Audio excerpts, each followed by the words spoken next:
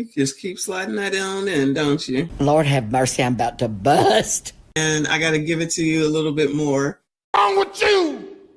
What? Tonight. What? Calm the fuck down. If I can get a quickie in. I'm your huckleberry.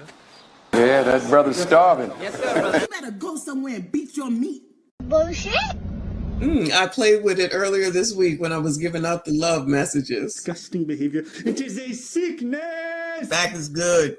Ass is good. All good. I think I won't bend you over my knee and turn that fat ass red now. You know what they say? See a broad to get that booty act 'em. Leg her down or smack 'em. Yeah. What's wrong with y'all? You niggas are crazy.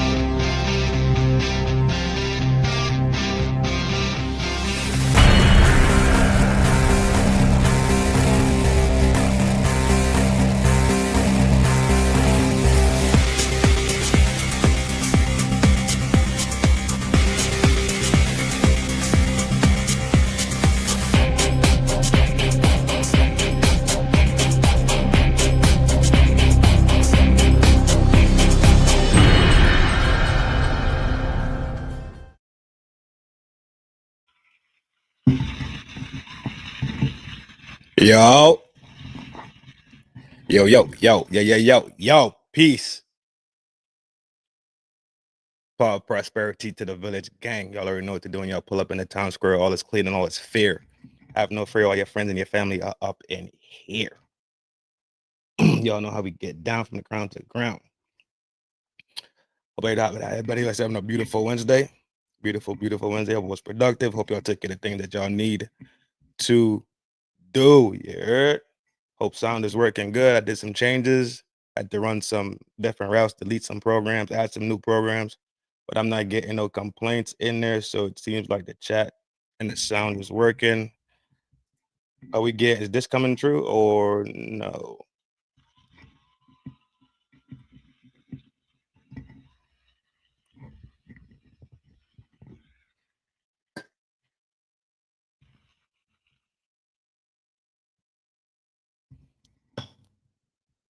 Amazing.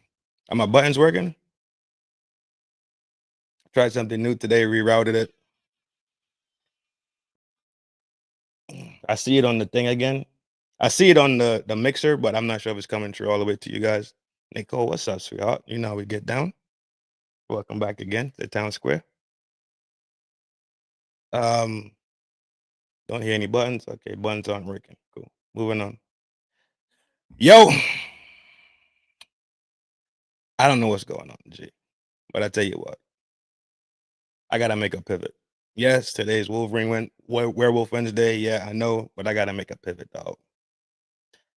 And I was fuming mad, but then I realized, dog, it ain't me. Why am I angry, bro? Like, it ain't me. Give a fuck what he do, right? Nah, you good? It ain't me, right? It ain't me. It ain't my life. It ain't my reputation. It ain't my name, right? But I've been had some sticks with him, bro. I've been had some sticks with him, and it came from his Kyrie bullshit that he did with Kyrie. If you know, you know. I know a lot of my sports homies in here know exactly what I'm talking about. When he banged on Kyrie, called him selfish, and he not a team, and all types of bullshit. But such is life, right? Ah, fuck. There comes a time when you are growing up from being a boy and you're growing into your manhood. You're going to be punched in your face. It's inevitable.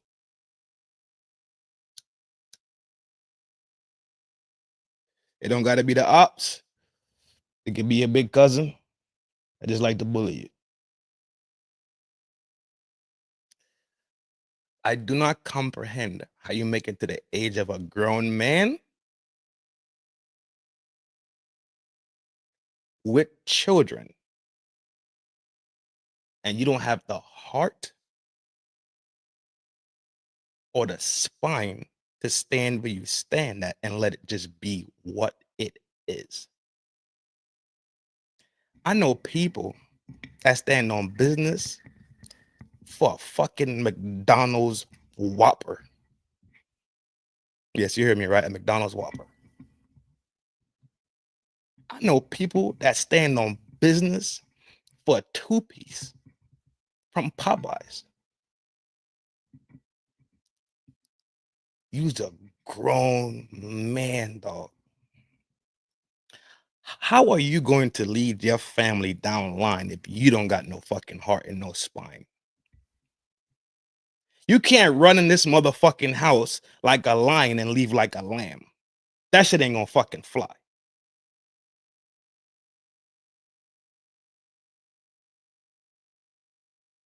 This whole this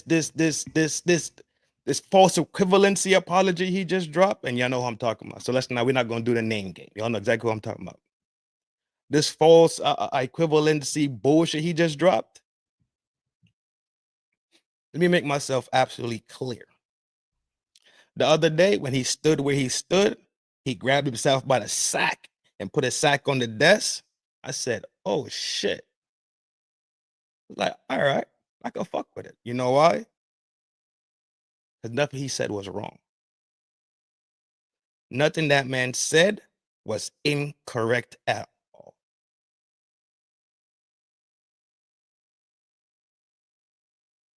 And I agreed with everything that he said.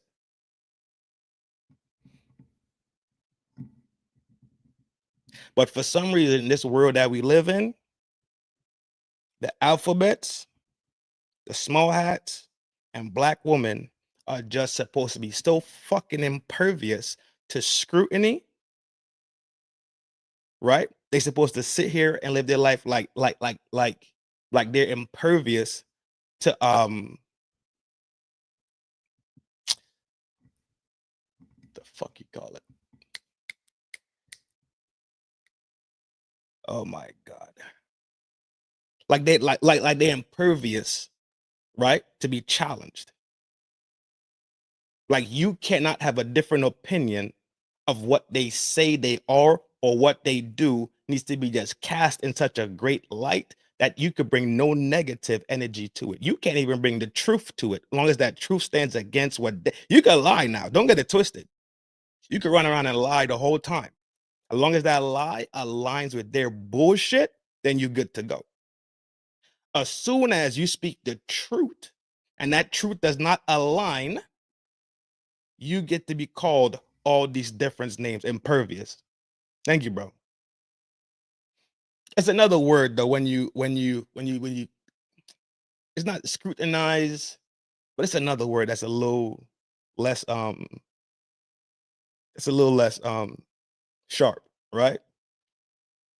You see that? Dog, it's just so simple, right?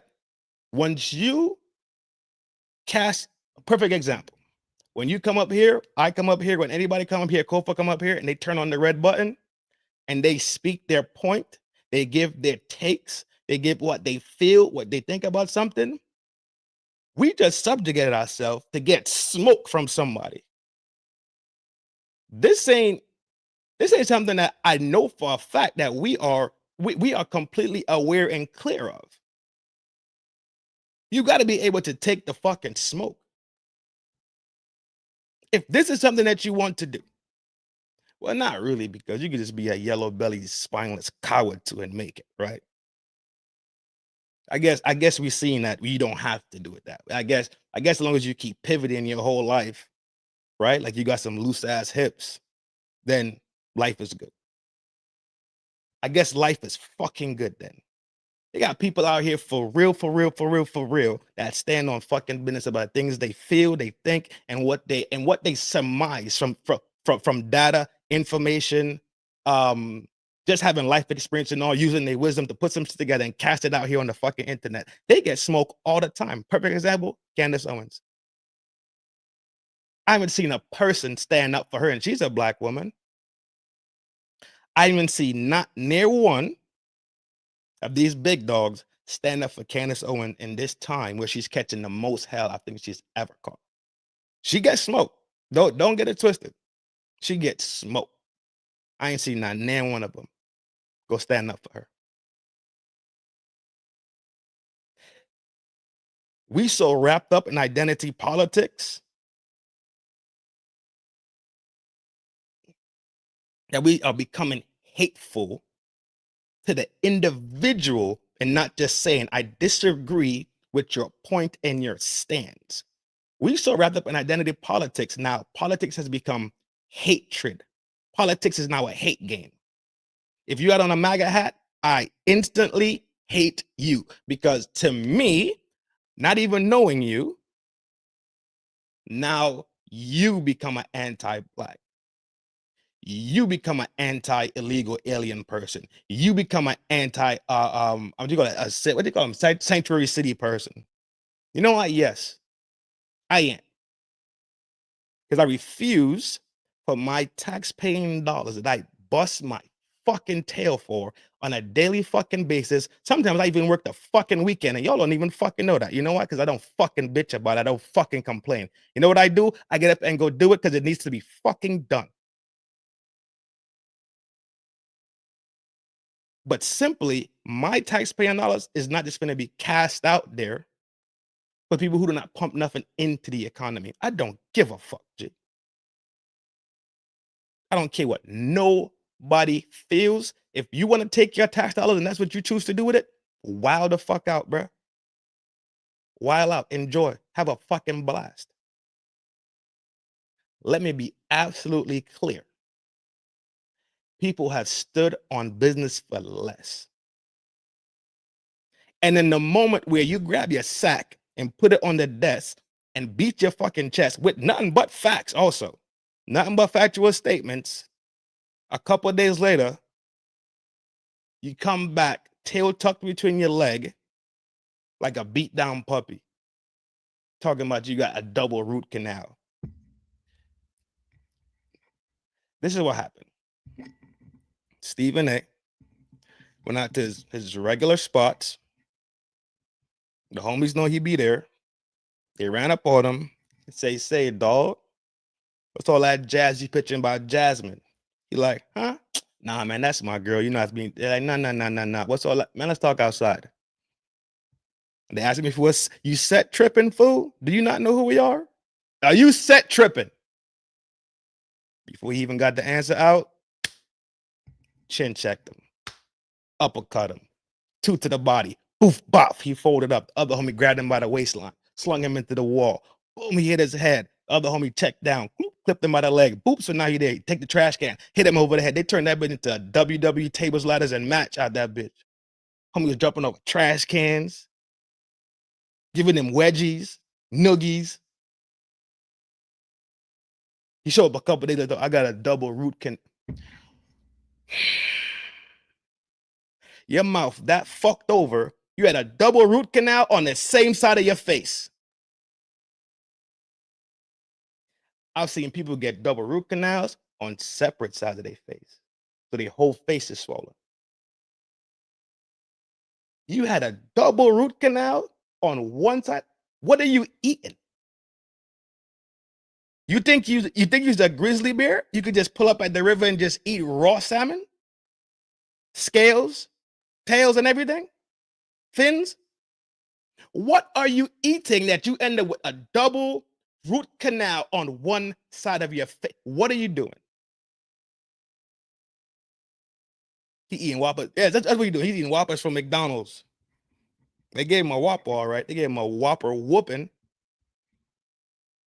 You think that even sounded right when you said it, dog? Nobody's believing you, dog. Your equivalency marker to apologize. The reason I'm not playing the video is because it's aggravating, one, and two, my computer is tripping right now. The normal process that I normally do is not working right now, so no need to play. I think we all know what happened. This false equivalency was because Trump got on her heels about the shit that she does, and she says Trump ain't get on her. All right, Trump ain't get on her heels because of some shit that Nancy Pelosi did. Trump ain't bang on her frame because of some shit that motherfucking Nancy Mace said. Not no shit that Gavin Newsom said.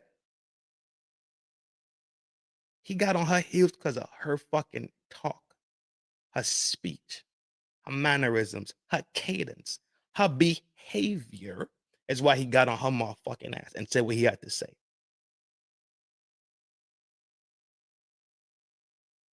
A lot of times people be dead right, but you know what makes them wrong? Is how they deliver what they're saying. How you fight the fight is just as important as fighting the fight. You could fight the fight in a certain way and still lose the fight. But how you fight that fight ultimately has a great toll on the end total, the summation of it all, whatever you want to call it, the tally up. It doesn't matter, dog. She has proven herself time and time and time again to be an uncouth person, bro. Time and time and time again. I do not care what anybody says. Anybody with sense, anybody with a sense of self-pride, self-agency would look at that type of behavior and say, I do not want that person to represent anything that I have to say. Because that is not a good representation of me. Because that's what they do. They represent you. You are part of their constituency. They represent you. All that tough shit don't belong in there. Hence the reason why they go to school for all these years and they supposed to be the lawyers that studied the law. They know how to write, they know how to talk, they know how to get things done, right? On your behalf. They're not going in there acting like they on the housewives of motherfucking of Atlanta. But no, everything that comes along with her is ratchet shit. And I could say, you know what, dog, if it happened once or twice, got it. Shit gets heated. Cool, man. You know what? I get heated too, man. I be at work tripping out sometimes. Cool. It's expected, right? Cool.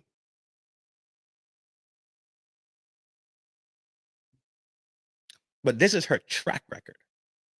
Imagine your track record going to apply for a job, loud, rude, love to talk back, always late, feel like they really running the show, can't take instruction, don't shut up long enough to actually hear what's going on, very confrontational.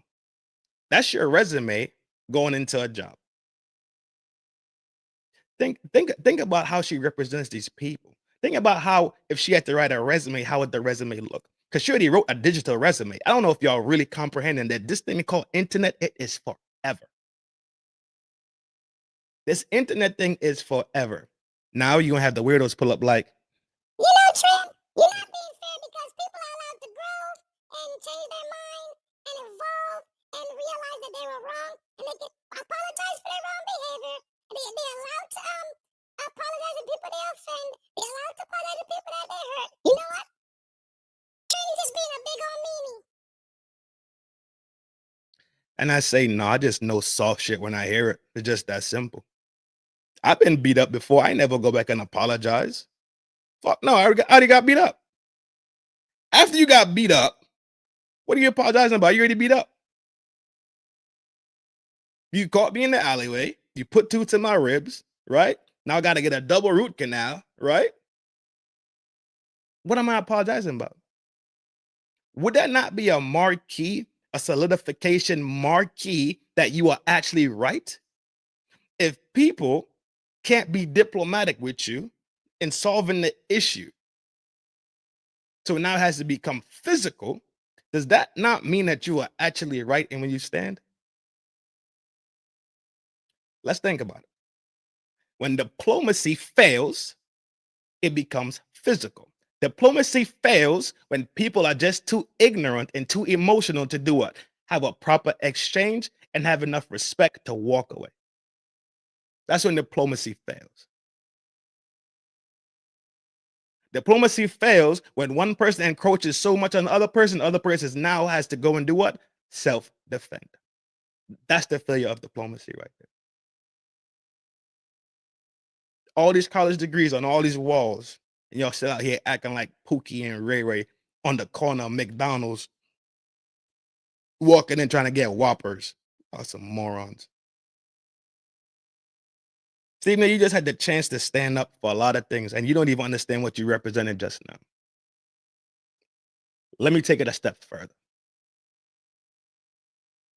At the moment that a lot of Black men actually look back at you and were proud of what you did and actually saw you evolving or turning back to your roots and being a man with your sack in your hand, you know what I did? I said, okay, dog. Stephen A., that's the only thing I could have said to you. I said, okay, dog. Now, I don't fuck with you. Simply because of Kyrie, and I don't care. I could live on that hill. I die on that hill. I wear that sword. I run with that. I go and play in traffic with that fucking sword. I don't give a shit. I'm gonna die on that motherfucking hill. Straight. When you did that shit, I said, say less, dog. It's about time. It's about time that somebody says something and says it plain and direct, which you completely did. If you was a West Indian, right, and you make this speech in front of a bunch of West Indians, matter of fact, you didn't even got to be West Indian. But if you made this speech in front of a bunch of West Indians, you'd have heard like, yo, go on, butt, yo, tell them, yo, talk your talk. They would have been supporting you the whole time. They probably have made you an honorary West Indian. I don't know what country, but they probably would have. Who knows? Big up yourself, Stephen. Bad boy. Yo! But you flaked days later on. You don't know what you represented at that time. You represented a class of men that have actually made it through the tundra, made it through college, made it through corporate, became successful, changed, evolved, learned, grew. And all I could say, I was like, okay, for sure. You to turn around and act like a piece of paper in a Japanese classroom with a bored 16-year-old girl looking at it. Origami. You folded like that chair that I'm about to go use to sit at the train tracks with and watch this whole shit crash. My Foley chair, that's exactly what you folded like. You folded like one of them fainting goats that be in those little pastures that you yell at and they just, bah, and they fall over. Completely crumbled. Why? Because somebody put 2 jabs to your rib cage? Because you got an eye jammy? Because they socked you up and now you got to get 2 root canals? You couldn't manage that one? People are talking to you and telling you, so what? So what? You couldn't just stand there where you stood. And during the apology, that fake ass shit, that shit to appease who the fuck ever you're trying to appease, which we know who you're trying to appease. All I did was ask a question That was it. But I apologize for opening up the door. For you open up the door for what? You don't see her behavior for itself? Oh, you did see it because that's the first thing you got at her at, and now you apologizing for being correct. Because for some way, somehow, you are A, in control of her behavior, and B, you were the catalyst, right, for other people to go at her about her behavior. It was you. You are the alpha and the omega of this shit. I'm glad you're taking responsibility and accountability for somebody else's actions, a grown motherfucking person. That don't work at Wendy's selling Big Macs. Right? This is a politician, an adult that went to school and trained and passed classes and did the indoctrination and joined the gang and twist fingers and dance around the club with the other gang members with their colors on and with their letters on, that couldn't manage for one to behave herself properly in her professional business setting when she's not representing herself alone, but she's representing a whole fucking district of people, constantly in confrontation with people. That's you. You are the alpha and the omega. You must be her daddy. You must be her daddy. You must be the maker. You must have brought her here and you know when you're going to call her home. Let me tell you something, though. You can't be short and tall at the same time. If you can figure that one out, good for fucking you.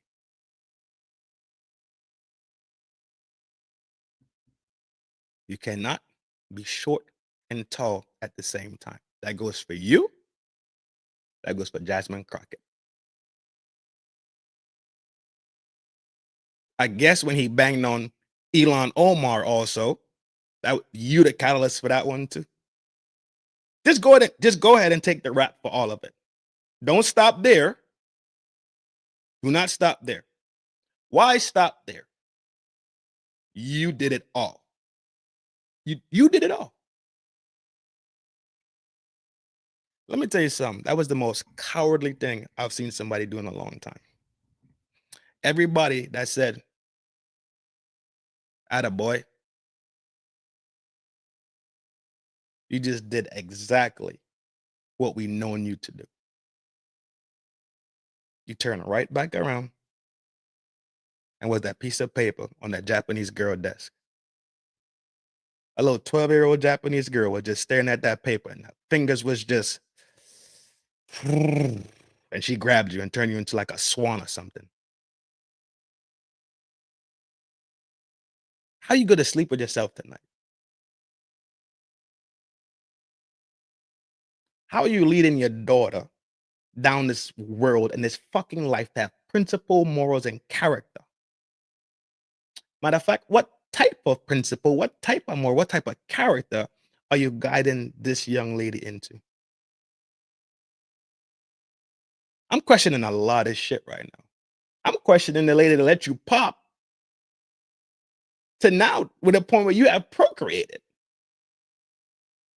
We back to square one, dog. You's a sucker. And if y'all don't know, he just dropped another video. I skimmed it real quick, and it sounded like he's bigging her up. It sounded like, from that quick glimpse that I took,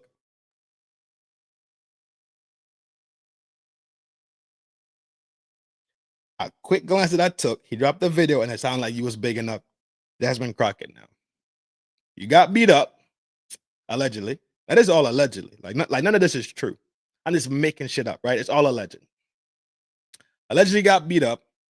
Allegedly on one side of your face, you got a double root canal. Allegedly, they pressed you out. They pressed you like a Sunday shirt and got your mind right, apparently, or they realigned you, right? They got their protractors, right? They squares. They treat you like a piece of lumber on a carpenter's table, huh? Now you back here saying, you know what? I should have never opened up the door for people to feel like, are you at your mind? You tall and short at the same time? At the same time, you could get on the ride because you're tall enough. At the same time, you can't get on the ride because you're not tall enough? You short and tall, huh? You disgusting, G. I can't stand it. You really thought bringing up Trump and Trump speaking about her had anything to do with you? When they was dusting you up in the alley, allegedly, when homie was jumping off the trash can with his elbow in the air, treating you like a WWE match, do you think Trump was talking about you? When homie hit you with the trash can lid in your back, and you know that sound you get, you make when you hit you, ah.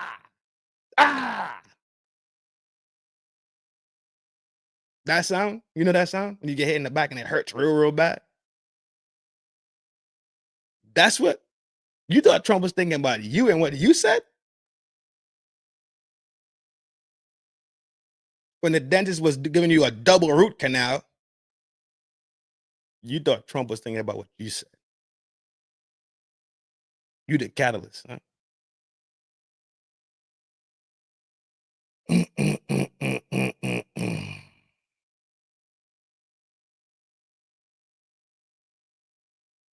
I guess we know, dog. You weak for the box. The box that make you bend and bow. You ran in like a lion with your big mane, long teeth, tail, claws, feel me? Extended, raw, big Mufasa raw. Not the little one when Simba was trying to be a big cat. No, the big Mufasa shit. The big Mufasa. You hear me?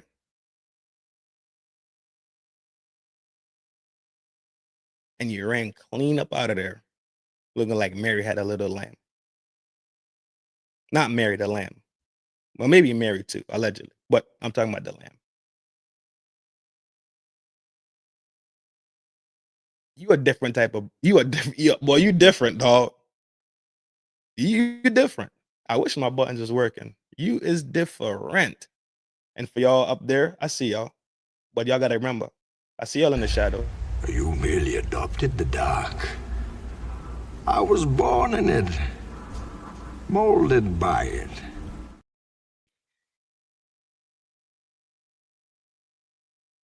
I didn't see the light until I was already a man.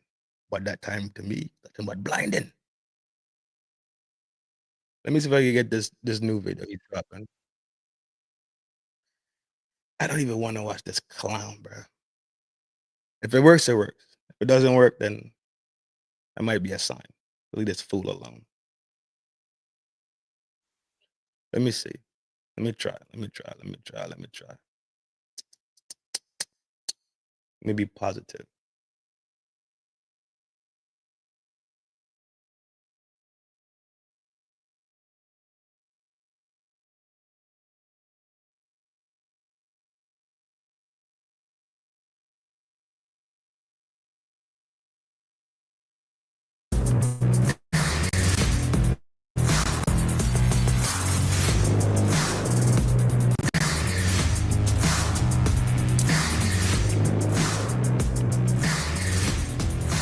What's up, everybody? Welcome to this latest edition of Straight Shooter with yours truly, Stephen A., coming at you as I love to do every single Wednesday evening from 6 to 8 p.m. Eastern Standard Time over the airways of Sirius XM, POTUS Radio, Channel 124. The number to call up, as always, is 866-967-6887. That's 866-967-6887. That's 866-96 POTUS. You know, I got a lot of stuff to get into because clearly this is day 22 of the government shutdown. It's now the second longest funding lapse in modern history, eclipsed only by the 35-day shutdown in late 2018 and early 2019 when Donald Trump was in his first term as president. But before I get into that, I want to play some interesting sound for you because in light of the whole brouhaha that I've been embroiled in involving Representative Jasmine Crockett out of Texas. What is a brouhaha? I know what a brouhaha is, and that's a witch. What is a brouhaha? Is it a witch ha? I wanted to take the liberty, even with my swollen jaw, courtesy of the homies, because I was set tripping, you feel me? They caught me lacking. I came out the club, right? This what happened, right? Check me out. Came out the club, I was cooling, right? Got this little text from this little honey. Boom. I was finna go slide down. You feel me? She was jacking. Boom. Say, all right, cool. Let me go get the Uber. Right? I'm gonna pull up on shorty. It's over with. Come out the club. Homie's like, hey, what's up, Steve A? I'm like, what up, bro? I ain't seen you in a minute, dog. Like, what's up? What you been up to? Nah, dog. Got a little kerfuffle. You feel me? With this little joint from Texas. She was acting up. You heard? I had to get on her heels. You dig me? It was like, oh yeah, about that, dog. You know that's the homie, right? Like, I heard she the homie, but I ain't going for that shit. I don't care. She be out here tripping in the streets. I ain't going out like that. It's like, nah, dog, that's the homie, bro. Chill. He's like, nah, fuck that. It's like, dog, chill, bro. Chill. Like, nah, G, I ain't going out like that, dog. You know what I mean? I'm SA, homie. I'm SA, Steve A. Right? Fuck they didn't talk to. What? I buck on y'all right now. They're like, chill. He's like, nah, fuck that, homie said. Whoop, whoop. Dragged him into the alley. That's when they started getting it on. Two to the ribs. Uppercut. Come cross. Boom. Jaw rocker. Boom. Trash can. Boom. My man ran up the wall like Spider-Man, did a backflip and hit him with the kung fu kick. You feel me? Goofy ass. They're talking about your jaw. Don't mind that shit. Of emergency root canal surgery, by the way. I'm sitting up here looking like a chipmunk. Emergency. It was an emergency, all right? Because you probably called 911. Homie done got on your ass for set tripping. For crying out loud. But I'm here. I wanted to make sure that I played this sound because I wanted to get to a bigger point in talking to all of y'all tonight about everything that's been transpiring. We've got Governor Pritzker from Illinois coming on the show. We've got the representative out of Arizona coming on the show as well, who's waiting to be sworn in by Speaker Mike Johnson. We got all of that stuff coming up. But before I get into any of that, I want you to listen to Representative Jasmine Crockett out of the state of Texas. This is her on the Lori Daniel Favors show on Urban View Radio, Sirius XM, channel 186 earlier. Listen to what Representative Crockett had to say. Every other day, there's a poll that comes out that makes it clear that I can win the primary for the U.S. Senate race. Quick question. Y'all think it's a coincidence he's talking about her? Is it coincidence? I say coincidence. In Texas. And I am looking, because if you want to take my seat of 766,000 away, I feel like there has to be some karma in that, to where I take your seat that is for 30 million away. So we are, the primary is the primary. That's cool, but you got to win the general. So we are doing some testing here shortly to see if I can expand the electorate. I don't really believe in traditional polling because traditional polling, basically you call somebody or you contact them, however you're going to contact them, and you ask them if they plan to vote. And if they say they're not planning to vote, then you end the questions. But the reality is that when we ended up with the President Barack Obama, it was because of people that had never been inspired to vote, deciding that they wanted to vote for him. Same thing with Donald Trump. And I think that the key to winning Texas isn't about looking at the current electorate. It's about expanding the electorate. So the question will be whether or not we believe that we've got enough juice to expand the electorate, and looking at those crosstabs and looking at which demographics are more inclined to come out who normally do not vote. If we can expand the electorate, then I will strongly be considering hopping in the Senate race. Now we're getting somewhere. Once again, welcome to Straight Shooter with Stephen A. coming at you on POTUS Radio, channel 124. That was Representative Jasmine Crockett talking on Urban View Radio, channel 126 a bit earlier. This is the kind of stuff that I was talking about, and this is kind of the stuff that I was making noise over, okay? This is the kind of stuff that I was making noise over. Because we have to understand that right now, Donald Trump and the Republican Party are vulnerable. Now, I'm not here to take sides, okay, in terms of a political party, but I'm unapologetic of the fact that I don't support the way that the president behaves. But you're apologetic. And I'd like to see a bigger grown-up in office from time to time. I've said that on many, many occasions, and I'm not about to backtrack from that now. Got it. But when I made news last week, which ultimately I had to apologize for simply because you didn't have to. You could have held your sack like a man, said what you had to say, and keep it pushing. Easy day. But I understand when you be taken to a tables, ladders, chairs match without your consent. I get it. it was the right thing to do because people took my words and ran away with it, meaning something. So that is not your responsibility, my man. Your responsibility, like I think you should know this by now, after you've been claiming to be a journalist for X amount of years, which you have been. I'm not taking nothing away from you. You've been a journalist. I kind of know a little bit of your history. Dope. You're not responsible for what people take your words and mince them up to make what they want it to mean. You are directly responsible for saying what you mean, meaning what you say, and saying when you speak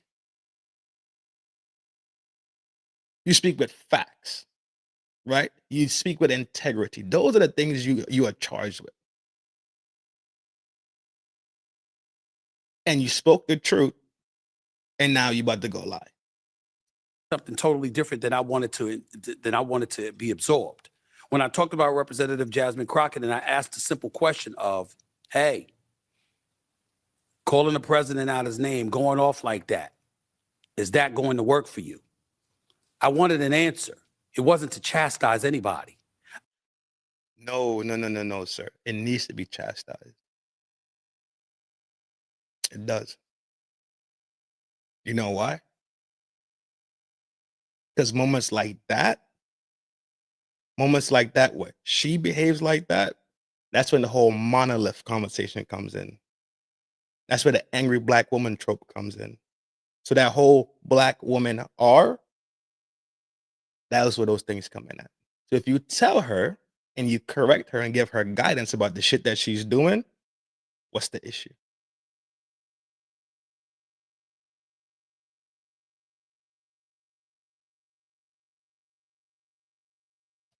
I literally wanted an answer, and we just heard it. She's looking at 766,000 people that she represents, and now she's entertaining the possibility of representing millions. That's what she's talking. If you could have managed to successfully get your things across the board, across the aisle, across the state, you could not articulate that, really get the job done with that number. Is it possible? Do you think somebody could fail at small things, small jobs, but then accomplish this great task? It doesn't track, right? It doesn't make sense. But y'all was the same ones that realized that Cam couldn't control one border, but y'all wanted to give her 4. She can't control one, can't do nothing with one, made all the wrong decisions with one, but y'all had all the faith in the world to say that, you know what? I think she could control 4. That's the logic that y'all work with. That's the type of logic y'all work with.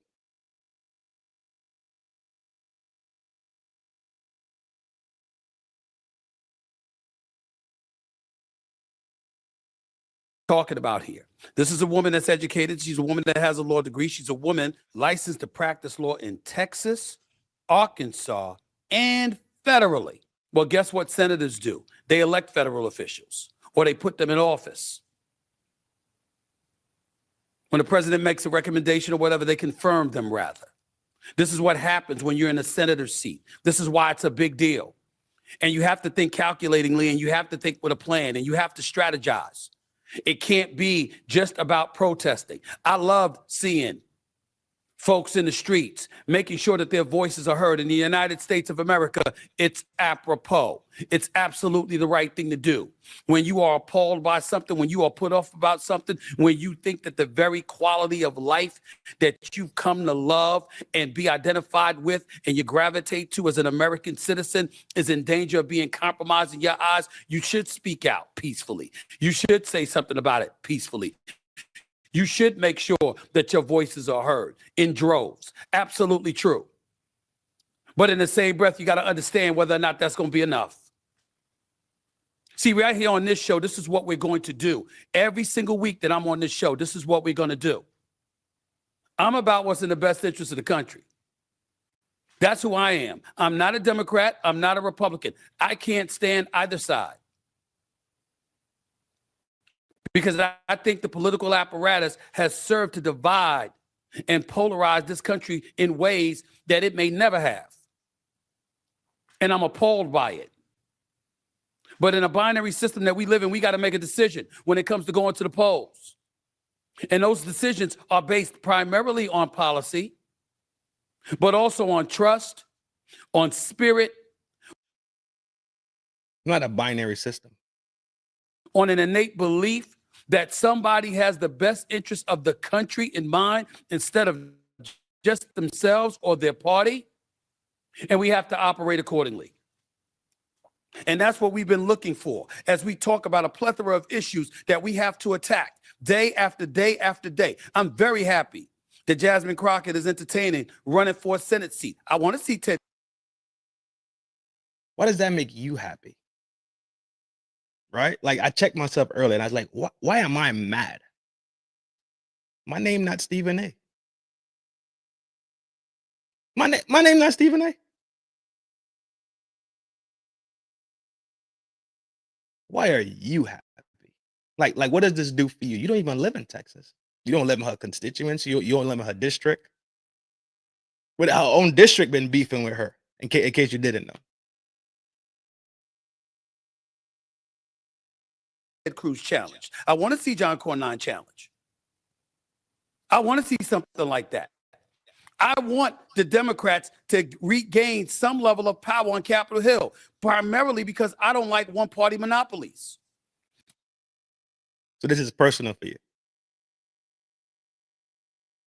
You know where we just seen something personal come into things that don't make no sense?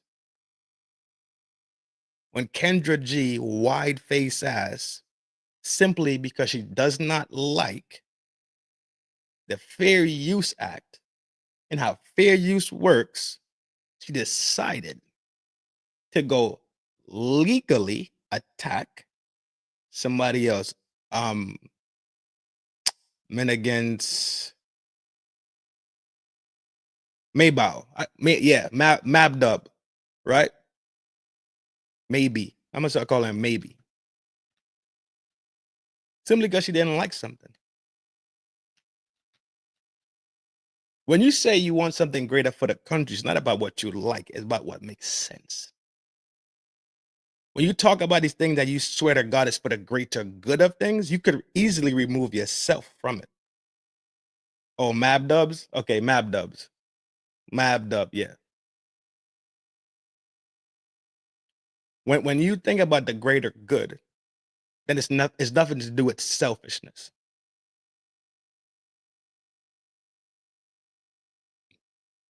If it's for the greater good, then one day you might have to eat ramen noodles. But then again, Stephen A., I don't see how any of this will affect you, because from what I know, your money long like train smoke. So you'll be okay either way. Either whoever goes in there, you're going to be straight. So I doubt you up here with your nobility flag and you give a fuck about the small guys. You don't care that people in her district today won't have food. In a couple of weeks, you don't care. I don't believe y'all, man. I don't like one-party monopolization in this country. I don't think that's good. To me, if somebody got the White House, somebody else should have the Senate or the House or both. Well, then that would be the direct opposite of democracy. That would be the opposite of how the system is set up for the people to this. Am I?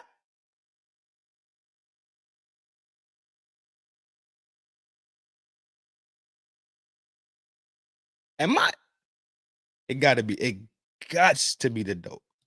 You should be forced to work with one another. You should be forced to walk across the aisle. You should be forced to. At what time in your life period that you've lived in this land that even though a house controls something, they still have to torture to get things true? What are you talking about? What are you trying to paint right here? Because reps got 3 houses, that means what? They still work tandemly. Hence the reason right now the government is shut down because they can't budget out correctly. Not because one side that Debo and shit is just gonna run shit and let it go. No. Everybody has to come in there. Everybody has to bring what they bring to the table, have to negotiate, have to square it away, push back, push forward, push back, push forward, push back. This is negotiation shit. If it was not that way, then I'm pretty sure Republicans would have just washed the Dems out the way and carry on by their business. But it's not that way, Stephen A. So I don't know what you're trying to. I don't know what picture you're trying to paint. I don't know. Engage in dialogue and have a modicum of decency towards one another. Why? Because when you do otherwise, it scares the living hell out of Americans. If you see people going at each other with fire and brimstone, calling one another out at every turn, completely unwilling to negotiate and work with one another, you know what you have? You have a government shutdown. That's what you have. Federal government shuts down, national park visitor centers closed, Department of Veteran Affairs regional offices closed, Social Security benefit verifications are suspended, certain small business loan approvals are now paused, Bureau of Labor Statistics ceases to release economic and employment data.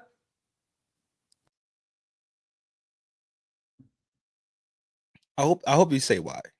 I really do hope in this whole picture that you're painting, when you put the final brush stroke on the canvas, you simply just say the reason why it has not gone true yet is because of this. That would be intellectually honest. So go ahead and paint, bro. Go ahead and paint.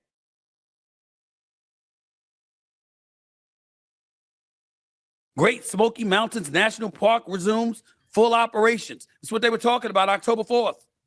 National Gallery of Arts closed its doors October 5th.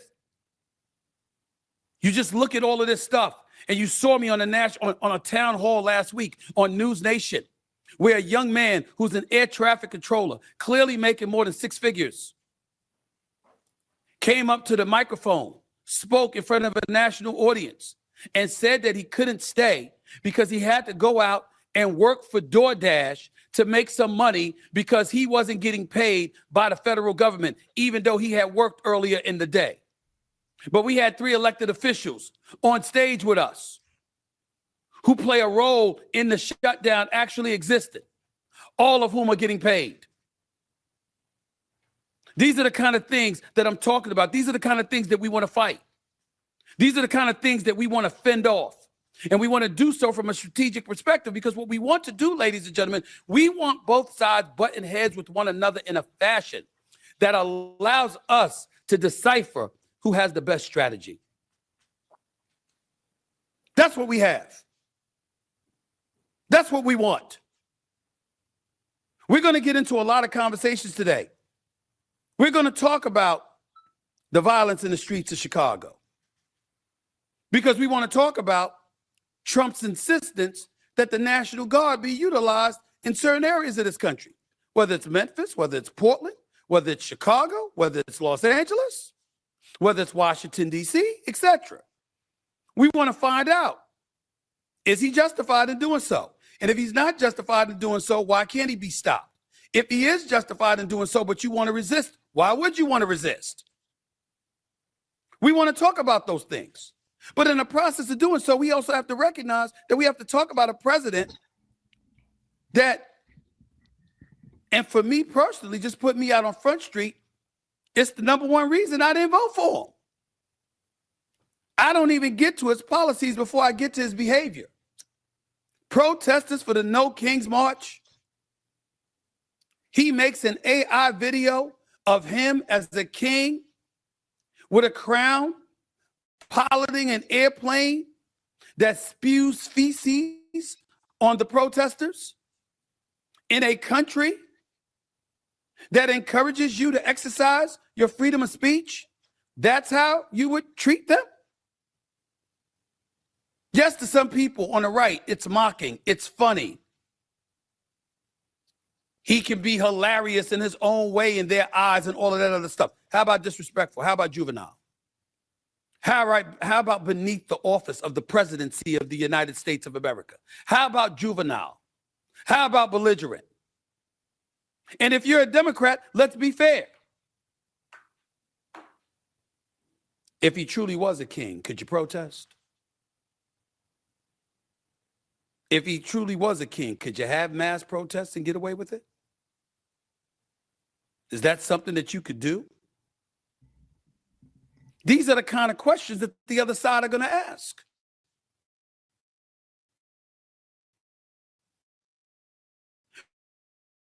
Because they're making a play that is much ado about nothing. That if he was a king, dog, the integrity is lacking. The integrity is seriously lacking at this point. But I'm not surprised. After your behavior today, I ain't surprised, man. So, Stephen A. Smith, I hope it all works out for you at the end of the day, man. I hope whatever.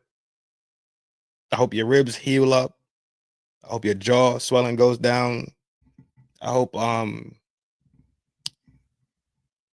you keep getting them Whoppers at McDonald's. You hear me? And them Big Macs at Wendy's. But this is insane what you're carrying on with. It is. It really is. Just like what you did with Kyrie. But either way, all the best to you. Fair winds and following seas, chap. I can't. I can't do it. I'm about to get into my show that I actually programmed for tonight. I'm gonna leave him alone. The picture he just tried to paint just now, as if the Dems aren't the one holding it up, as like the Republicans just in there crashing shit out and running shit.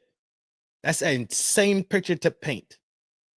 To say that the system is binary, that's an insane statement. To say that he likes it this way and he wants it to be where if one person got this house, somebody else got this house, then somebody. That's not how voting is.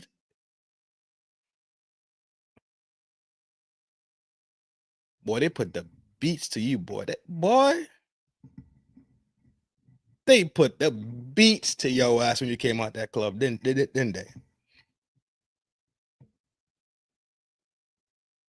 I ain't never got beat up that bad. Never. And I don't want to be. So don't get it twisted. I don't want to be beat up that bad. I just don't want to. I don't want to beat up so bad that I have to come apologize. Allegedly beat up. Allegedly. I'm not saying you got beat up. Allegedly. That's the way you behaving. Allegedly. All I'm saying is I don't ever want to be beat up that bad. If I say messy, that chain, that queen chain is trash. And she catch me coming out the club in the alleyway and hit me with a Steve Austin Stone Cold Stunner, right? Then got on the trash can and what's that shit that the Hardy Boys used to do? Some shit where they fly off the can and then pick me up and hit me with the shit, the Undertaker. Nah, I'm good. I don't want that. I don't want that in my life. Nah, never. Never. Not today. Not any day, you heard? You got it. You got it, big dog. Big salute to you. Handle your motherfucking business, you You heard? just keep sliding that on in, don't you? Lord have mercy, I'm about to bust. And I got to give it to you a little bit more Wrong with you? What? tonight. Calm the fuck down. If I can get a quickie in. I'm your huckleberry. Yeah, that brother's starving. You better go somewhere and beat your meat. Bullshit. I played with it earlier this week when I was giving out the love messages. Disgusting behavior. It is a sickness. Back is good. Ass is good. All I good. think I'm gonna bend you over my knee and turn that fat ass red now. You know what they say? See a broad to get that booty act 'em. Leg her down or smack 'em. What's wrong with y'all? You niggas are crazy! I don't know what's wrong with y'all. I have no clue what is wrong with y'all. Get the table. Oh, get the table. That's what it was. Get the table. Yeah, that's what it was. Either way, dog. Werewolf motherfucking Wednesday. Y'all know it's spooky time. And that was my spinny. So we go straight at it. I am a fan of vampires and werewolves. Just that simple. All the underworld movies, I watched them. All of them. Numerous times. I love all of them. That's it.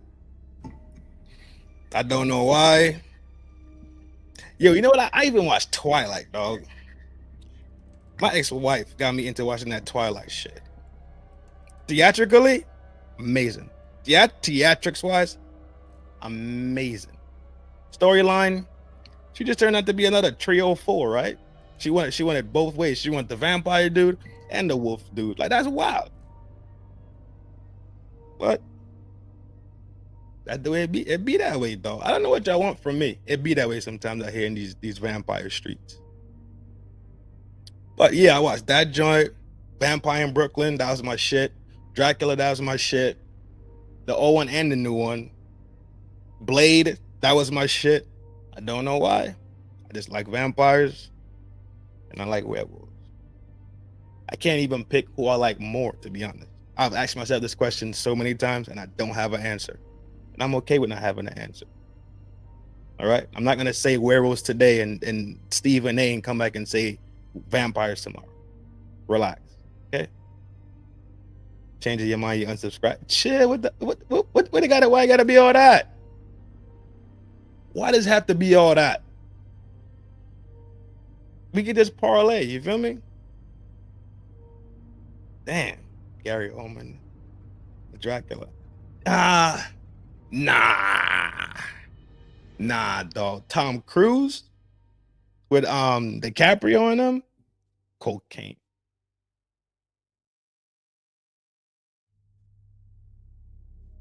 Terrifier? Nah, I ain't seen that one yet. Let me get this added right here so we could do a quick glance.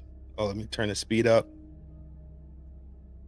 Stephen A and his weird ass and took up the first hour of this damn show. So I'm an hour out. So I gotta not shooting no 4-hour pod tonight, that's for sure. Y'all didn't even hit the like button properly. I'm definitely not doing fucking 4 hours. Fuck that noise. I've seen all over except for the Twilight. I haven't been there. Yo, Twilight is very girly. It's very, very girly. And if you like girly joints, you're gonna really like it. You're gonna really like it. This is my ex-wife that got me into that. And after we watched Twilight, you know what I'm saying? I just went to bed. Fan of werewolf and vampire stories. At some point, you must have wondered how it all began in the eternal battle between vampires and werewolves, right? I don't like how they be making these vampires look hella zesty and sassy, bro. That's the part I don't like. Other than that, like the ones from Underworld, they was about that action.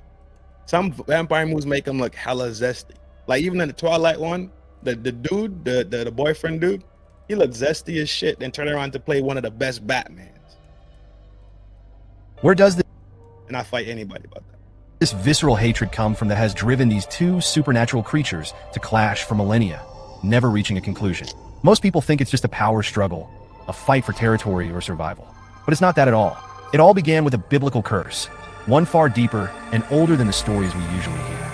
Yes, the origin of this conflict goes back to Cain, the first murderer in human history, and the curse that not only turned him into the first vampire, but also set off a chain of events that shaped the battle between these creatures. Surprisingly, it's not just the sharp claws of the werewolves or the bloodthirsty fangs of the vampires that fuel this rivalry.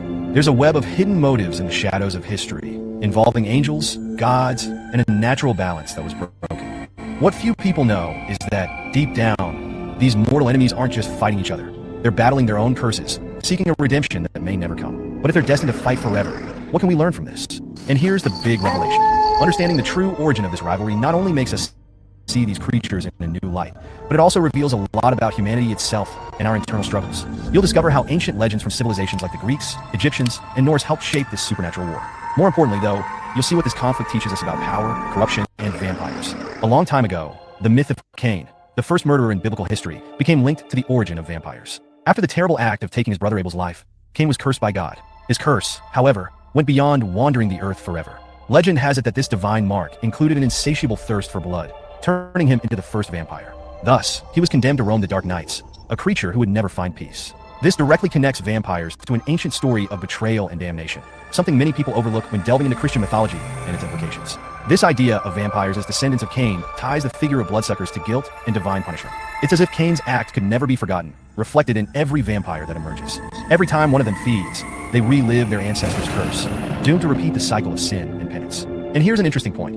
Unlike other mythologies where gods distance themselves from supernatural creatures, Cain's figure suggests a direct relationship with the divine plan and human suffering, an eternal cycle that transcends generations. In various ancient cultures like Greek and Roman civilizations, the idea of cursed creatures with a thirst for blood also exists, but few connect so strongly to the Bible. It's fascinating to think that something so popular in folklore like vampires could have roots in such an ancient story. These legends have spread over the centuries, evolving to include different interpretations, but the essence remains: the blood curse. In other words, Cain, the first vampire, is a reflection of the pain and eternal thirst for something that could never return as humanity. This connection to Christian mythology also brings an interesting aspect to the nature of vampires, what they represent. They're not just monsters, but beings that symbolize the weight of our decisions and how a single choice can condemn someone forever. Like Cain, vampires face the consequences of their actions for eternity, forced to exist in the shadows, without redemption. By exploring these stories, one can see how mythology and religion go hand in hand, and how mythological figures like vampires have much more to say about our own history.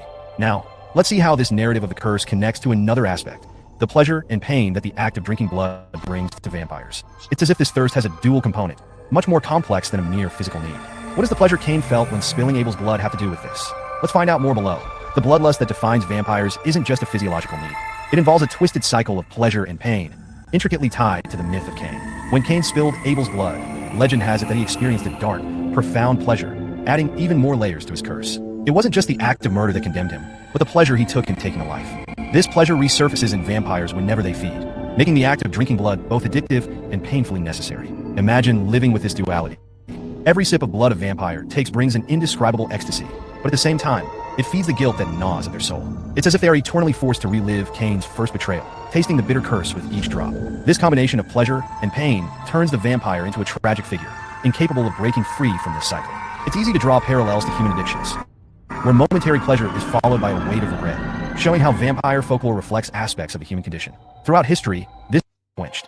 Like Cain, they are trapped in an existence with a depth that captivates readers. They are much more to complicate things further. Angels passed down from generation to generation, threatened the balance of creation. It was at this point that the angels, obeying higher orders, intervened to prevent these children of the night from dominating the world. After Cain's curse was the involvement of angels, the weight of the thirst for blood. This is where Cain's brother, Con, comes in, cursed by Noah and destined to become the first vampire hunter. He is the bridge between the celestial and mortal worlds, and his transformation is something that needs to be understood to grasp the true balance between these two forces. Con, the son of Noah, also carried an immense burden throughout his existence. When Cain's curse gave rise to vampires, Con's fate was sealed by another blessing disguised as punishment. A stranger, noticing Con's sadness over disappointing his father Noah by appearing naked before him, promised to resolve the problem if Con agreed to a pact. And, in his sorrow, Con accepted. The stranger, who was actually an angel of God, cast a new curse upon Con, transforming him into something fiercer, something that could confront the darkness head-on. Thus, Con became the first werewolf, a creature destined to hunt vampires, serving as a natural force opposing Cain's curse. With heightened senses and unmatched strength, he would become the perfect weapon against Cain's descendants. The creation of werewolves, therefore, arose as a response to the proliferation of vampires. In his new form, Khan was relentless, driven by the duty to hunt these cursed creatures.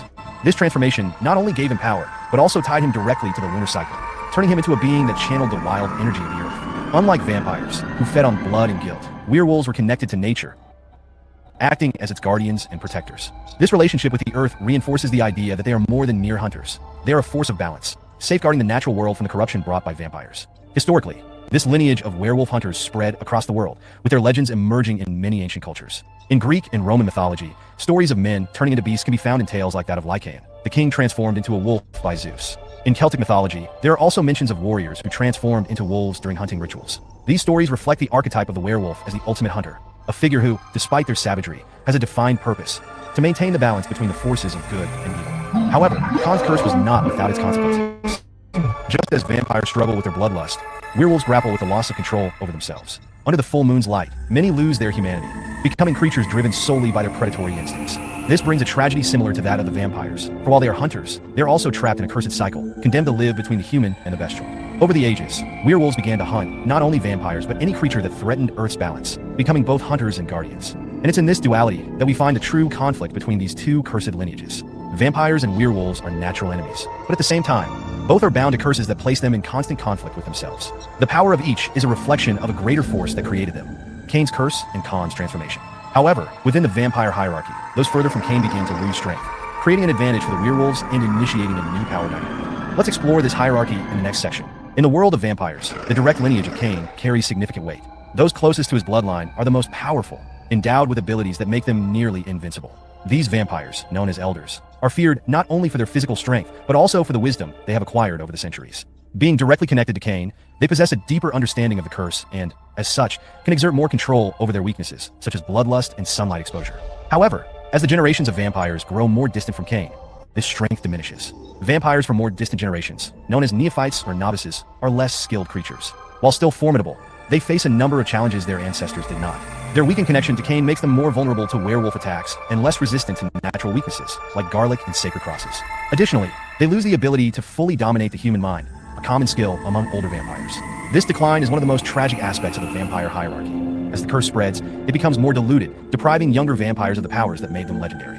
It's interesting to note how this hierarchy mirrors the history of ancient civilizations, where power was concentrated in the early generations of leaders and rulers, and over time, became diluted. Just as the Greek and Roman empires lost strength with each passing generation, Cain's bloodline also weakens, leaving vampires further from their ancestor at a disadvantage. This creates an intriguing dynamic within vampire society, where the more powerful elders despise the weaker ones, establishing a rigid structure of power and submission. To survive, neophytes are often forced to submit to the elders, forming alliances or living as their subordinates. This decay of the bloodline also opens a window of opportunity for werewolves. Knowing that younger vampires are weaker, they become easier prey, intensifying the rivalry between the two species. Experienced werewolves, familiar with the power structure among vampires, often target the younger generations, trying to eliminate the threat before they gain enough strength or knowledge to defend themselves. This creates a cycle of pursuit, where vampires further from Cain are forced to hide, while werewolves hunt them relentlessly. On the other hand, the vampire elders remain a constant threat.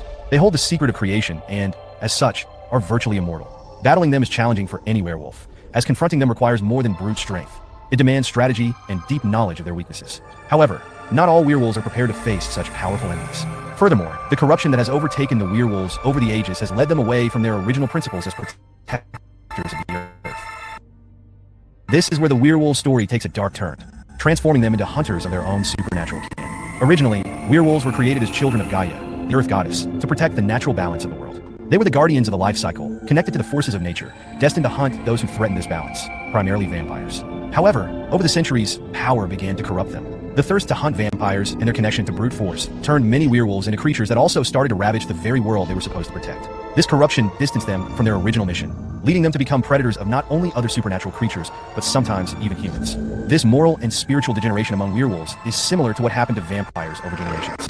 With each lunar cycle, the transformation connected them more deeply to their bestial nature, making it increasingly difficult for them to maintain control of their humanity. Many werewolves began acting on impulse, attacking not only vampires, but any being that crossed their path. The full moon, which once symbolized their peak connection with Gaia, became a symbol of their enslavement to their inner beast. It's as if werewolves are destined to lose themselves forever to their own rage and primal instincts. In ancient civilizations, such as the Norse and Celtic cultures, Werewolves were seen as tragic figures, cursed warriors who, despite possessing... Yo, y'all got it. Y'all heard it. Think about it like this, right? And Reaper kind of Reaper got what I was hinting at, right? You got to choose once a month. You guaranteed to wake up to a hairy ass significant other. And on the other hand, you can only go out with your significant other at nighttime.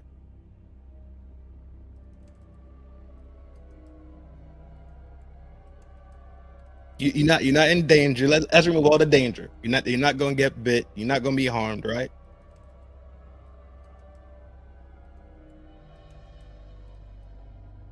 But let's look at the other aspects of it. Look at the relationship aspect of it. Think about it as a real relationship, a real marriage. But you got to add the attributes without the violence. All right, give me one second. I'll think about it for just a second. I got to change up the lights real quick. Give me one second.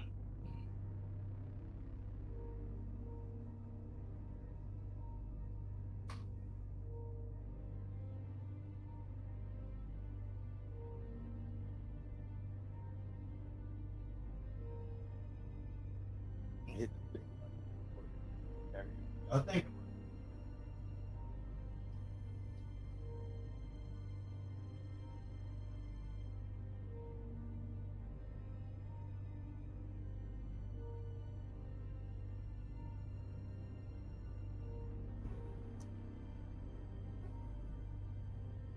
spooky.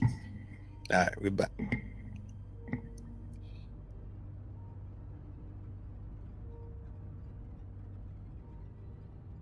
What y'all willing to deal with, man? I'm going with pretty much no. Yo, Kofa, that's exactly the dog. Imagine you can't go outside during the daytime with your shorty. You can't take shorty to the beach. You can't take shorty to the mall. You can't do no day activities because all day she's sleeping in a box. Imagine getting a day off in the middle of the week and you ready to go home and tear some shit up, but you can't. Imagine having to live in the dark, blackout curtains and shit the rest of your life.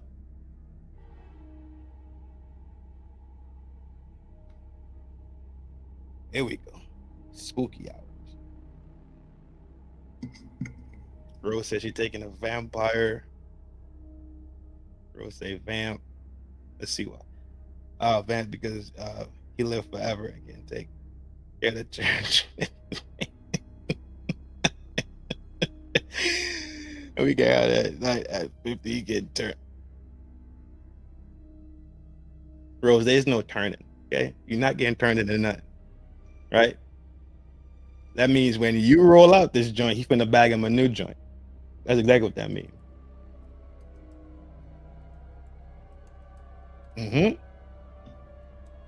Dog, she had on that leather setup. That leather setup was cold. Well, who was that? Kate. That was Kate. That was Kate. Kate Beckin. I can't pronounce her name probably. Beckinsale. Beckinsale. That was Kate Beckinsale, right? That leather joint she had on. Jesus, have mercy.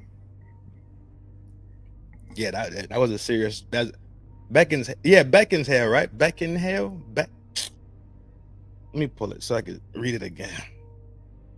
Beckinsale. Beckinsale. Bekinsale. Beckin. I thought it was Beckins. Like it had an S in the middle. No, it's just Beckinsale. Yeah, Kate Beckinsale. We was right, dog. Fuck what they talking about. We was right. Beckinsale. Yeah, Beckinsale. We was right, dog. That ain't my joint. I don't gotta know how to spell her name. But yeah, she was cold in that leather, though. That leather did some things, you heard? That leather did some things. That leather did some work. Twilight reboot. A Twilight reboot? Dog, they good, bro. They good. I don't want to see no more of that shit. Because if they make it, I'm gonna have to go watch it. It's like when you watch Harry Potter, like the first one, you be like, what the fuck happened in the second one? You watch the second one, you be like, oh shit, the third one gonna be crazy. This motherfucker gotta learn the spell. Dog, this motherfucker finna tear shit up, bro.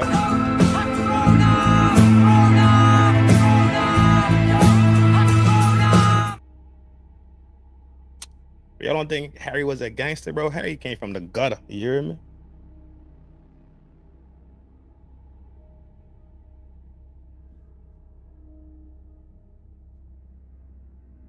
That's exactly how I ended up watching Twilight, bro. That is exactly how it's the most girly vampire werewolf war story ever.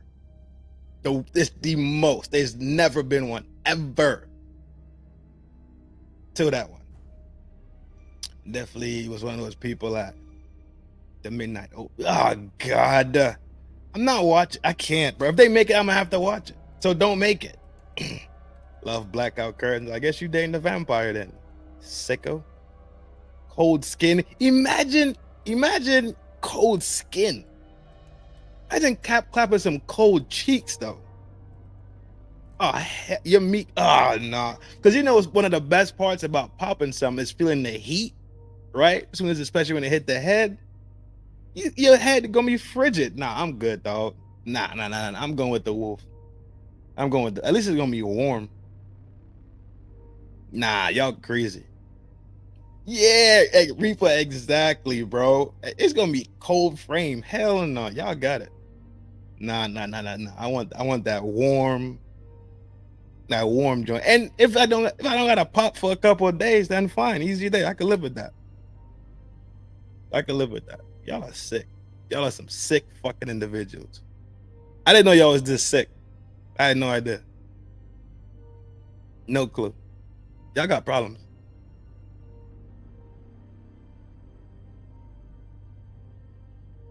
Let's close out this damn video. We roll into that next video. But there is, y'all know, I'm gonna give y'all a lesson. Y'all know it's a lesson coming. Calm down. Y'all know I'm gonna give you a lesson. I can deal with, yeah, exactly, dog. Exactly. How am I terrible? I'm just speaking the truth. I don't want no cold cheeks. Fuck that. Yeah, I could deal with, yeah, that's easy. That's easy. Imagine how nice her hair probably really is though.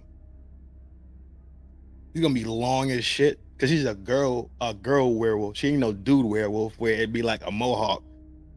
It'd be like a girl werewolf. So she got that long ass hair. You could probably grip that. So y'all tweaking. Who having a sale?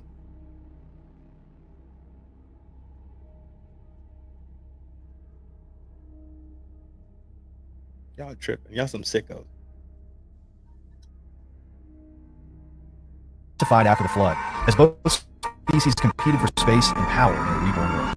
Interestingly, in the legends of other civilizations, such as Egyptian and Norse mythologies, there are stories of creatures that survived great catastrophes, whether through curses or divine intervention. In ancient Egypt, for example, it was believed that certain beings, blessed or cursed by the gods, could not be destroyed by ordinary means. The survival of vampires during the flood follows this same line of thought. The curse placed upon them made them enemies not just of humans, but of the very course of nature. It's as if they could no longer be part of the cycle of life and death, doomed to wander eternally through the shadows of a world they could never truly call home. The flood was thus a watershed moment, both literally and metaphorically, for vampires. After the catastrophe, they were no longer merely human predators. They became an existential threat to the celestial order. The werewolves, as natural hunters, understood that their mission was now more crucial than ever. The vampire's survival after such a divine disaster proved that the war between the two species was far from over. And as the world rose from the ashes, the rivalry between vampires and werewolves intensified, becoming an eternal battle. But will there ever be a winner? Or will the forces of heaven and earth continue to watch, waiting for both sides to destroy each other? The rivalry between vampires and werewolves goes far beyond a mere struggle for power or territory. It is a battle shaped by ancient curses, where the weight of guilt, pleasure, and pain defines the fate of each creature. Vampires, bearing Cain's curse, face an insatiable thirst for blood, while werewolves, born from a divine mission, find themselves trapped by their own bestial nature. This battle reflects something deep about our own internal struggles, the constant war between our instincts, our choices, and the consequences of our actions. If you enjoyed this video and want to keep diving into fascinating stories like this one, don't forget to subscribe to the channel and turn on notifications. That way, you can continue learning, discovering, and expanding your horizon. Appreciate your dog. I forgot what who made this vid, but shout out to you. I have the vid stored. I'll give you a shout. I'll let me write this shit down because I'll fucking forget. Remember who made the video and shout them out. I think this is Art though. I think this was Art who made this. Try to give you an app, bro. Appreciate you for the information, for the quick little history lesson, bro. That shit was dope. Great animation. I fucks with it. Good job. I like it. Appreciate you. Why we gotta be sassy straight? For what? For what reason? How the hell we getting a sassy straight rap? We ain't do shit.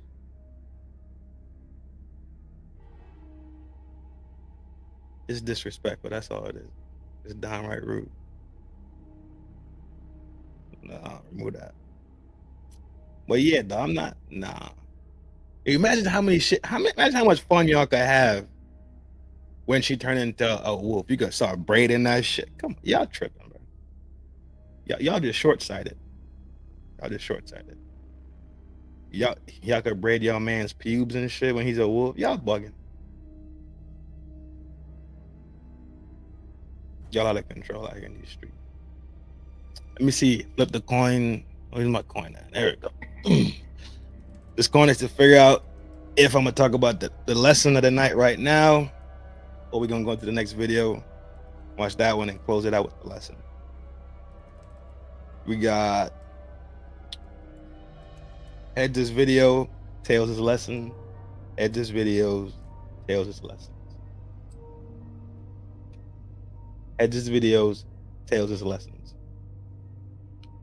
Video it is. Pamanam, I say, pam, pam, pamanamana, pam, padam, pam. Get the video prepped up, ready to go. Selena was.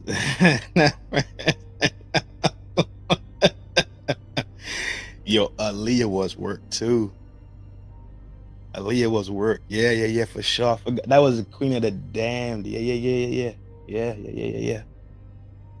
My hair is almost to my frame. I don't need any more hair. Oh God, it's gonna be musty. Y'all tweaking. I'm down. I was behind in this. Oh.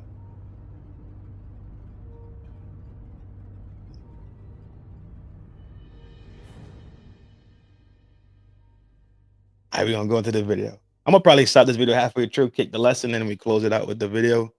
Talk some more shit. Probably talk about some more scary movies that we like, or whatever the case is. And we call it Vampire Night. Call it a deal. Werewolves and vampires, dog. Queen of the Damned was it? Or oh yeah, the movie was that storyline was buns. But I ain't watched the movie for the storyline. Keep it triple O. Promise you, I ain't watched the movie for the storyline.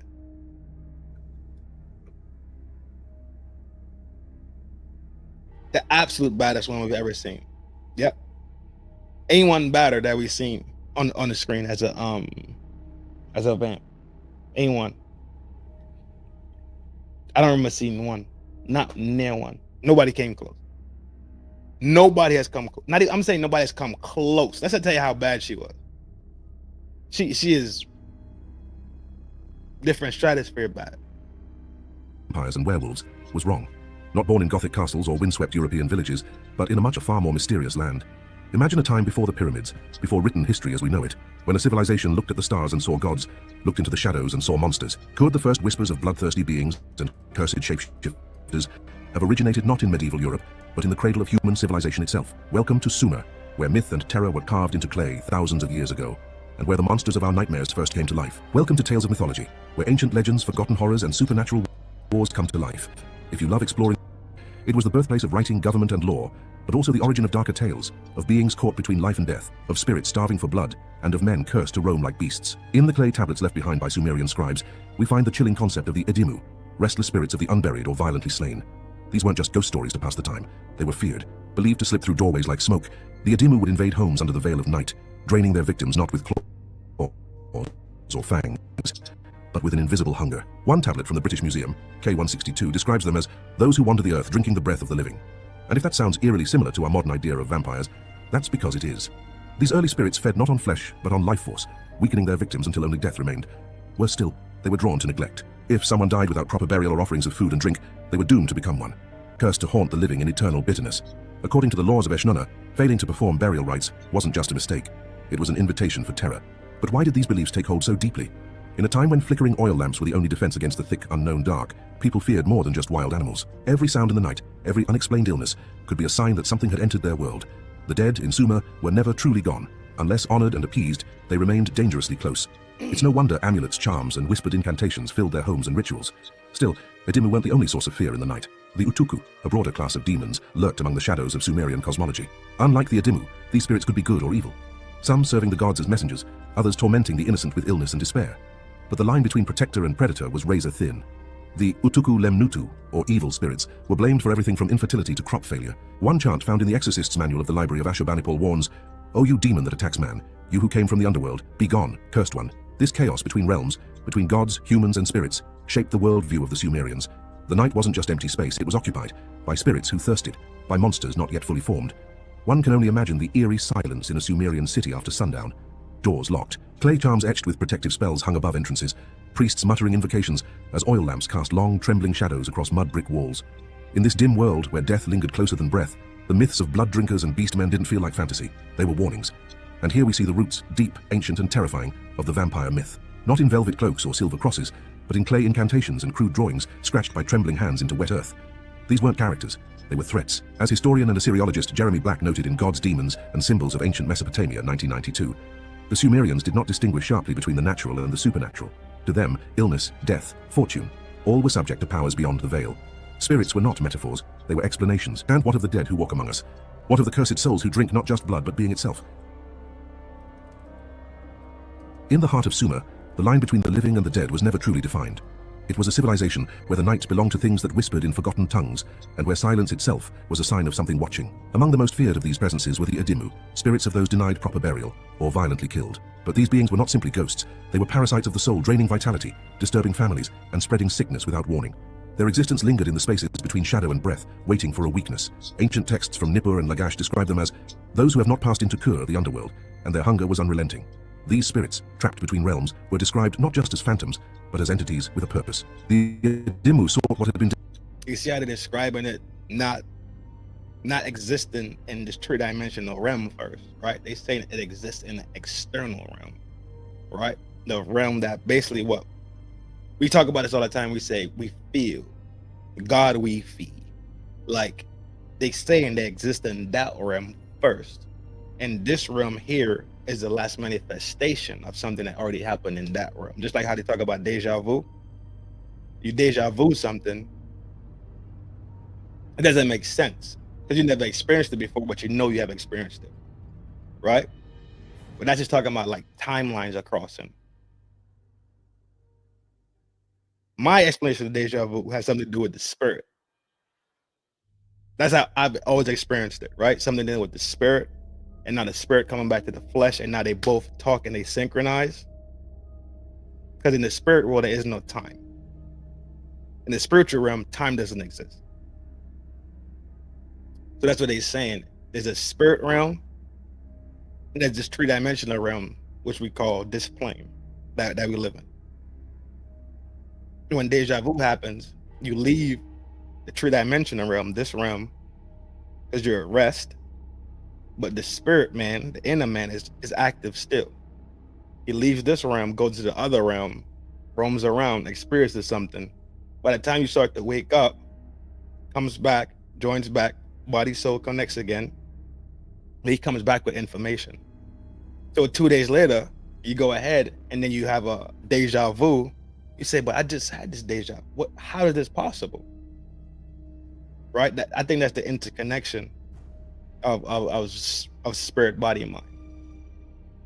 Denied to them in death, peace, memory, and offering.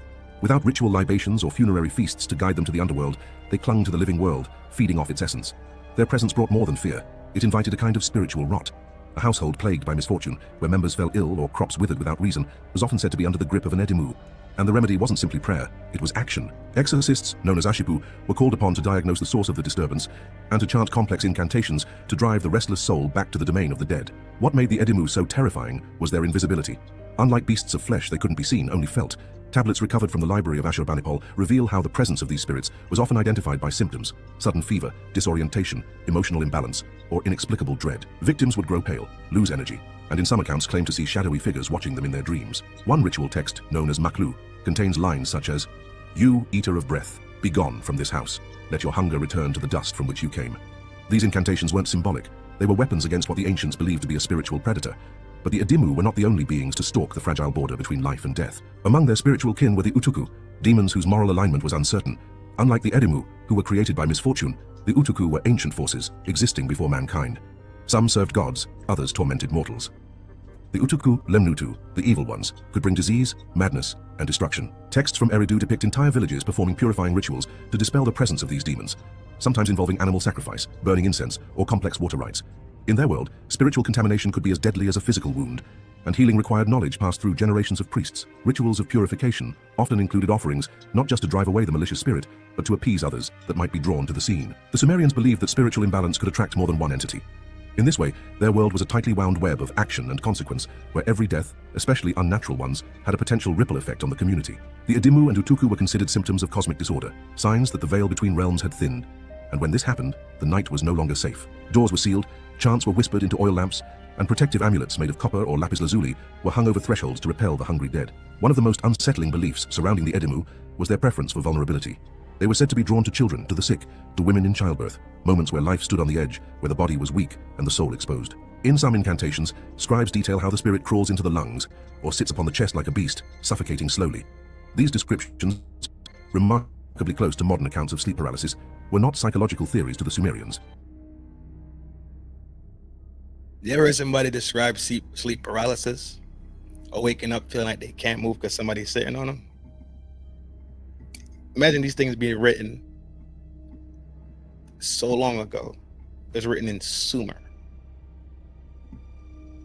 In Sumer. Not Egypt. Not Greece. Sumer. They were reality, interpreted through a spiritual lens. An excerpt from the Uruk-Hul series reads, "You who breathe fear into the nostrils of men, who drinks the milk of their joy, depart this place." Here, emotion itself was seen as sustenance for these beings, misery as their wine, fear as their bread. The emotional weight of these beliefs shaped the very architecture of Sumerian society. Houses were built with sanctified clay, and burial rituals were carefully structured to prevent spiritual pollution. It was not uncommon for multiple generations too, Benjamin R. Foster observes. It is no coincidence that the earliest tales of vampirism involve not just blood but loss, a creature forgotten in death, seeking to be remembered through suffering. Among the dim-lit streets of ancient Sumer, fear did not only stem from spirits of the dead. There were darker tales whispered by oil lamp glow of beings not bound by death, but by transformation. In a land where gods walked among mortals and the wilderness began just beyond the city's walls, the idea of becoming something less or more. After this chapter right here, we'll do the lesson. I'll make the lesson quick. It's easy. It's kind of short. I'm gonna just pack the information in there. Y'all do what y'all want to do with it, as usual. More than human haunted the collective imagination. The myth of Lamashtu, a demoness of chaos, disease, and the wild, stands at the center of this transformation. Though not a werewolf in the modern sense, her monstrous figure planted the earliest seeds of lycanthropy, a terrifying fusion of woman, beast, and spiritual corruption that shattered the barrier between civilization and savagery. The first woman being a werewolf. I'm not surprised. Lamashtu was not born from myth alone. The Sumerians inscribed her name in exorcism tablets and protective amulets, desperate to ward off her hunger. She was said to be the daughter of Anu, the sky god, and unlike most demons, she acted independently of divine command. Her iconography was grotesque, often depicted with the head of a lioness, the body of a woman, taloned feet and wings of a predatory bird. She carried serpents in each hand, and her presence meant only suffering. Her domain was the liminal space, forests, swamps, open fields, places where human life gave way to the unknown. She was especially feared for preying on pregnant women and newborns, slipping silently into homes to steal life before it had even begun. The transformation associated with Lamashtu was not a gift but a curse. Unlike the gods who could shift shape with divine ease, those touched by Lamashtu or her kin suffered a spiritual degradation.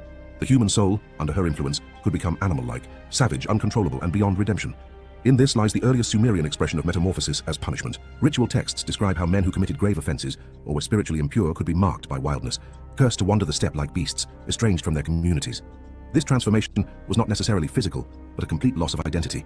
The afflicted would behave like animals, shun human contact, and be feared by their own people. Though the Sumerians didn't write of werewolves as later European traditions would, the framework of the myth was already forming. Their tales held the belief that a person could be overtaken by animal instincts, not just symbolically, but as a manifestation of divine punishment or demonic influence.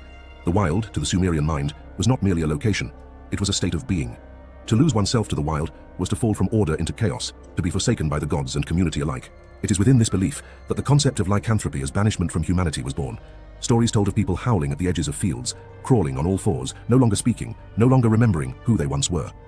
One of the clearest precursors to the werewolf myth in Sumerian lore is found in the tale of Ishtar, goddess of love, war, and fate, and her infamous wrath. When rejected by mortal lovers, her vengeance was swift and unrelenting. In one ancient story, she cursed a shepherd who had once pleased her but then lost her favor. As punishment, she transformed him into a wolf. This was no metaphor. The transformation stripped him of his humanity entirely. His flocks turned on him, his dogs hunted him, and his community cast him out in fear. The curse condemned him to the wilderness, to be feared and forgotten. This myth, recorded on tablets such as Tablet 6 of the Epic of Gilgamesh, predates later stories of lycanthropy by millennia and reveals the mythic foundation for shapeshifting as both divine judgment and spiritual exile. This theme, of the divine inflicting animal form as punishment, was repeated across multiple texts and cities. The transformation into a beast was always symbolic of something more profound, the loss of reason, the collapse of identity, and the descent into instinct. Unlike gods who shifted shape and retained wisdom, mortals who transformed were seen as being consumed by their new form. In the Sumerian worldview, this wasn't merely a biological shift, it was a spiritual fall. Once marked by such a fate, few returned to their former selves. The wilderness claimed them, they became legend, dangerous, forgotten, cursed. In gods, demons, and symbols of ancient Mesopotamia, Black and Green explain, to be cast into the wilderness in animal form was more than exile, it was the divine expression of disorder imposed upon a soul. This underlines a key Sumerian belief. Transformation was not a path to power, but a descent into chaos. It was feared, not admired, and those who suffered it were both pitied and reviled. Their stories served as warnings. Defy the gods, abandon ritual, and you may lose not just your place in society, but your very form, your name, your memory. The wolf watches from the trees. He was once a man. He spoke with words. Now he speaks with hunger. The gods do not hear him. His name is Wind. From Lamashtu's grip on motherhood to Ishtar's divine wrath turning man into beast, Sumerian myth wove a tapestry of terror built upon transformation. But the transformation itself was never beautiful. It was exile. It was spiritual annihilation. And as the moon rose over the plains of Mesopotamia, the Sumerians whispered not only of spirits, but of those who once walked as men and returned to crawl as beasts. In the symbolic landscape of Sumer, two elements stood out with chilling prominence: blood and the moon. Both were deeply revered, feared, and associated with divine cycles and supernatural events. The moon, with its shifting phases, was more than a celestial object. It was the guardian of mysteries, of night terrors, of birth and death. Blood, meanwhile, was life made visible, the very essence of the soul. Together, they formed a powerful duo in the Sumerian imagination, often linked to moments when the human and spiritual worlds collided violently. It was within these associations that some of the earliest foundations for myths of blood drinkers and shapeshifters were laid, not as isolated beings, but as part of a cosmic rhythm governed by the divine. The moon was not simply watched by the Sumerians, it was interpreted. Its waxing and waning represented the divine pulse of the universe, a sacred calendar by which rituals were scheduled and omens were read. During full moons, the night was believed to throb with spiritual energy. It was then, according to preserved incantations and ritual directives, that the veil between worlds was thinnest. Dangerous spirits, especially those untethered from proper burial, were said to be drawn to its pale light. All right, here we go. Here go the lesson. Something that I think we all subconsciously know, or something that we've heard before, right?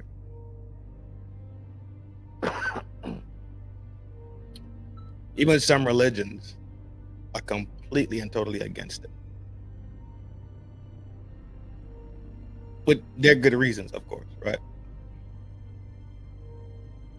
And I don't think that we comprehend how sacred blood is in itself, like the blood inside your body.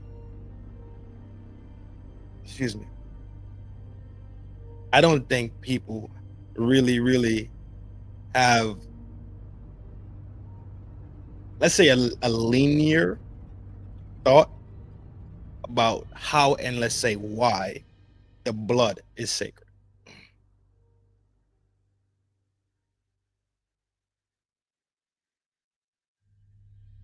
Think about the things that is inside. When you think about blood, first you think about is DNA, right? Naturally, you think red, that's my DNA. You think about the double helix strand, right? You think about all the things that you just picked up along life in science class and bio, etc., etc. You ever wonder why the vampire itself wants to drink the blood of the human?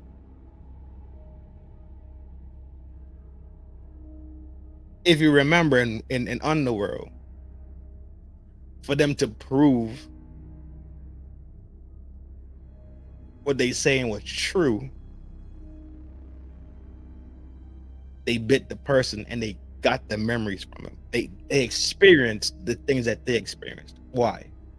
How could you drink somebody's blood? Now let's take quick study, quick thought experiment. Why would your experiences be inside of your blood? We'll get to the answer soon. But let that question just spin in the back of your mind, right? When you think about blood, you think about what is in your blood. And we know for a fact, just being alive in basic basic general science class, right? And even with a little bit advanced science, or even with just listening to hearing these different, whatever, however you get information. There's so many mediums for information nowadays. Who could really say where you get your information from, or how you pinning down things, how you go out there and learn things, right? But in your DNA, we could figure out your ethnicity. Ethnicity will then directly lead to your heritage. We could figure out your predisposition for illnesses. We could figure out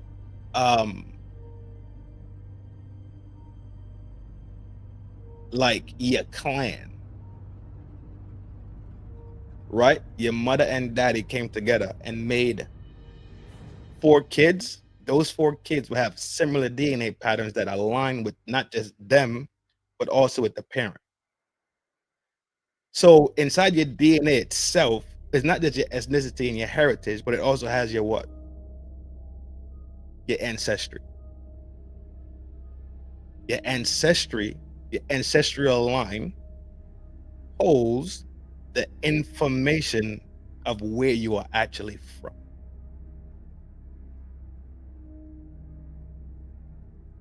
It is a biological, basically a data storehouse of you and everybody that came before you.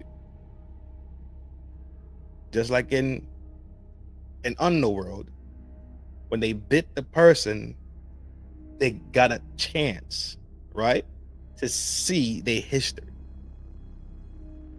They saw where they came from. They saw the things that they experienced. It's in the blood because the blood and the DNA could store data. Make sense?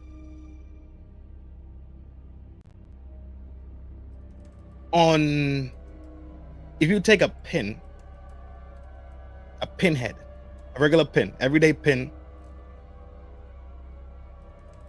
you could store about 10 million blood cells on that.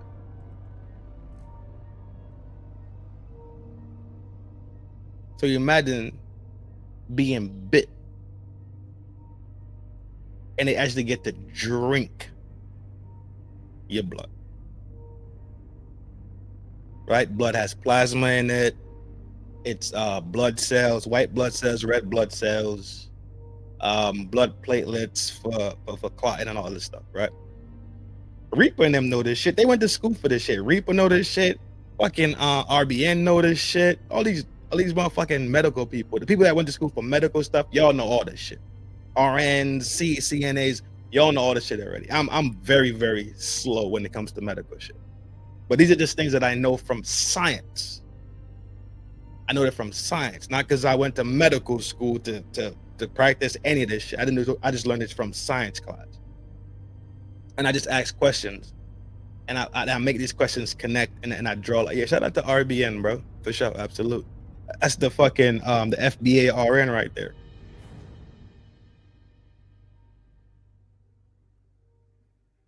That's the reason why blood is sacred. It is an absolute live, because blood is a living thing. I don't know if y'all know that. Blood is a living thing because blood has cells in it. Right? When they do a blood draw on you, they put it under the microscope. Them bitches be moving around. Because it's an active living thing.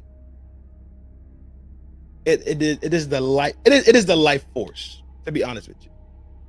It is the life force of the body. It is the physical representation of life force and data storage of the body. I'm telling you what I know to be true. Your blood holds the DNA. Let me tell you what. Sorry with all the organisms. Oh no, bro. No. You win. I don't play with y'all SMEs. Y'all subject matter experts. I do not play with y'all. When I just tell, I skim the surface of it, and anybody else wants to know more, run wild.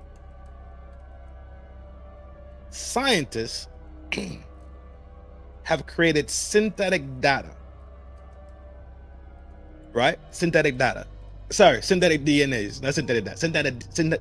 We've been talking about data for 3 days now. I apologize. Synthetic DNA. And what they did with this DNA was they stored information on it.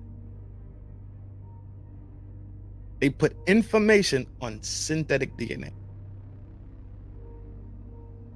Now, we know that when they start coding stuff, they code it in ones and zeros. Codes. They really use codes in these things, right? And quick glance at it, I was like, so where's it being stored? And from what I gathered, it's stored in the A, the T, the C, and the G, right? Adenine, thymine, guanine, and the cytosine. The four things. And these things come together and they could store codes inside of the synthetic DNA. So, all right, cool. Do you think in the scientist's mind that was good enough? Right? Cool. We made synthetic DNA. We know how to store data on it. Cool. Start thinking about blood as a data center.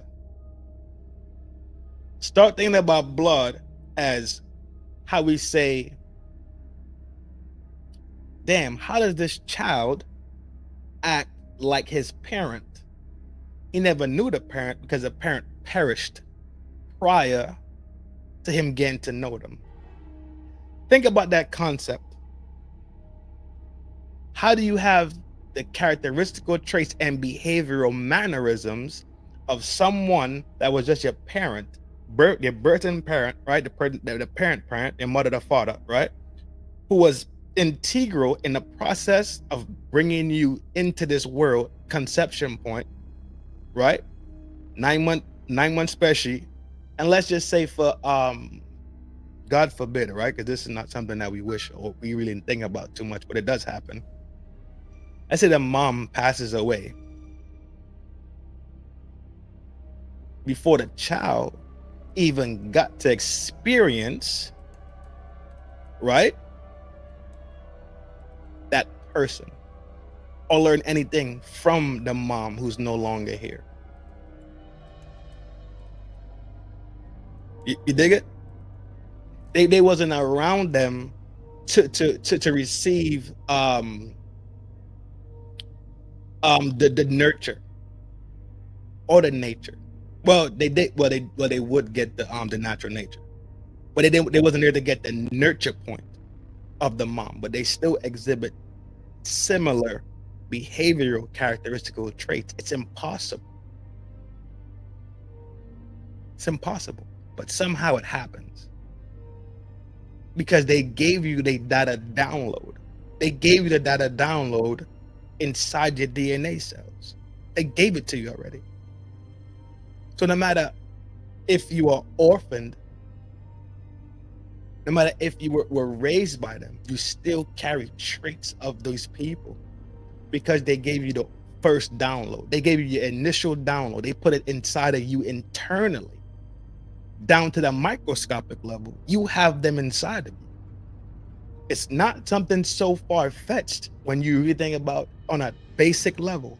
What I do when things get a little bit complicated in my thought, I tend to go backwards to try to break it down on an everyday basis. That helps me kind of like deal with a complicated thought or some complicated information that I'm digging through, right? Make no mistake. This shit ain't a joke out here. Hence the reason why the vampire and the werewolf like blood so much. Especially the vampire. The real blood sucker, the blood drinker, the bloodthirsty. Hence the reason why when you go to the doctor, they do a blood draw and they can pull all types of data from your blood draw. They add different chemicals to it, spin it in the centrifuge joint. It's all different type of chemicals they can add to your blood or pull blood for whatever reason. And we all know this because we all been to the fucking doctor. At this age that we are at, we all been to the doctor. We all been had a blood draw.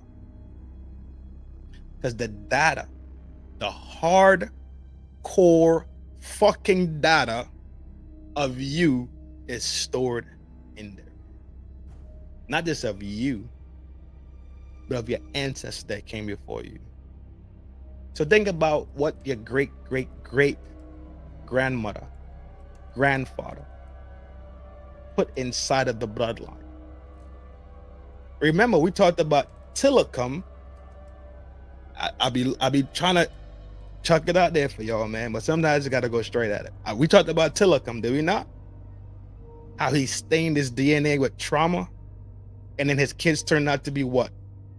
All the kids that they took from him and they inseminated the female orcas with turned out to be what?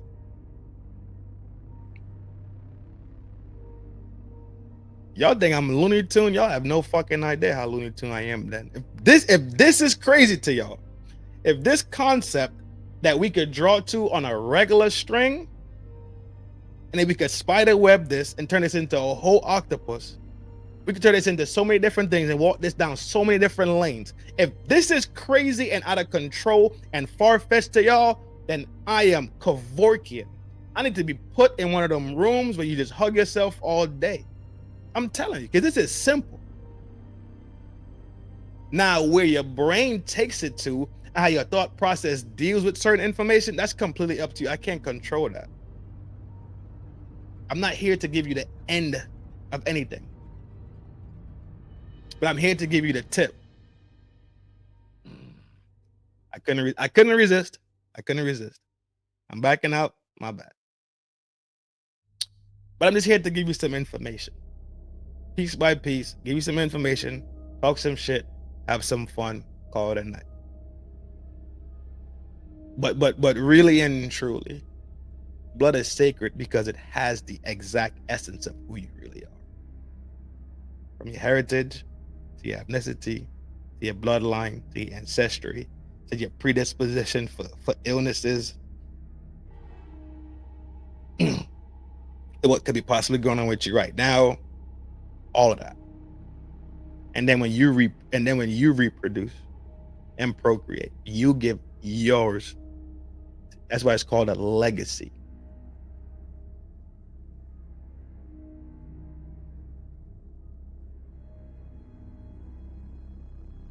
The howls of wolves echoing across the plains during such nights were not taken as coincidence. In texts from Ur and Sipar, the nocturnal behavior of wolves was often interpreted as a sign of spiritual activity, a reaction to the moon's influence. Their cries were believed to be acknowledgements or warnings, a dialogue between beasts and the forces that shaped the cosmos. Blood, in turn, was revered with equal weight. To the Sumerians, it was not merely a physical fluid, but the visible form of one's Zi, the soul breath that connected mortals to the divine. Blood spilled in violence, whether in murder, war, or sacrifice, carried profound consequences. If shed in anger or without ritual sanction, it could disrupt the spiritual balance and attract malevolent entities. Offerings involving blood were made carefully, and the misuse of such a substance could call down curses. In the temple rituals of Nippur, for instance, the blood of sacrificial animals was used to purify altars, but was also surrounded by complex prayers to prevent contamination. The idea that blood could call spirits to the living world was deeply rooted in their cosmology. This sacred danger became even more apparent during lunar eclipses. When the moon darkened and turned red, a phenomenon now understood scientifically but at the time interpreted through spiritual symbolism, it was believed that the moon was bleeding. This event was seen as a cosmic signal, a warning that divine conflict or imbalance was at hand. During such nights, priests performed urgent protective rites, pouring libations and reciting chants to preserve their communities. One tablet from the city of Mari reads, "When the moon turns to blood, the gates of Kur open. The hungry dead shall walk, the beasts shall speak, and the breathless shall seek warmth." The moon's red hue was not poetic. It was a cry of war between order and chaos. The connection between blood and spiritual corruption extended to the body itself. The Sumerians observed the synchronicity between the lunar cycle and menstruation, particularly in women. This connection made the moon a symbol not only of mystery, but of life and fertility. However, as with all powerful forces in Sumerian thought, this too had a darker edge. Menstrual blood, while symbolizing the potential for creation, was also feared for its connection to spiritual impurity. Mishandling it or failing to protect oneself ritually was thought to invite illness or spiritual invasion. The duality of blood, its power to both give life and attract death, was a constant tension reflected in the behavior of gods and demons alike. Rituals surrounding blood were designed not only to honor, but to guard. When a person died violently, it was imperative that their blood be addressed correctly. If not, it was believed that their soul could remain attached to the scene of their death, drawn repeatedly to the place where life was lost. These spirits, having tasted the trauma of a torn life, were especially dangerous. They could return not just as Idimu, but as creatures with a craving for the vitality they had lost, an early mythic shape, echoing what we now call vampires. In particular, texts recovered from the temple library at Lhasa suggest that blood spilled unjustly had the power to transform the victim into a cursed spirit, one who required ritual exorcism to be sent to Kur. In Mesopotamian magic, textual, historical, and interpretative perspectives, Zvia Bush notes, blood acts in Mesopotamian ritual as both a vessel and a signal. It binds spirits, consecrates space, and, if misused, can call what should not be named. The dangers weren't merely imagined, for the Sumerians, improperly handled blood could literally curse a house. Rooms where blood had been spilled were purified with ash, salt, and smoke. If left untreated, it was believed that spiritual predators could be drawn to the site. These weren't just ceremonies, they were acts of defense. The themes of blood and moonlight coalesced in Sumerian myth into a rich tapestry of caution and reverence. Each full moon brought with it not just beauty but threat. Each drop of blood spilt was a moment of spiritual vulnerability. In this atmosphere, it's no surprise that tales of beings who consumed blood or transformed under moonlight would arise. Not as mere fantasy, but as reflections of a world deeply aware of its fragility and of the invisible forces that moved just beyond the reach of firelight. In the epic heart of Sumerian literature, amid the verses of the Epic of Gilgamesh, we encounter a figure unlike any other, Enkidu, the wild man.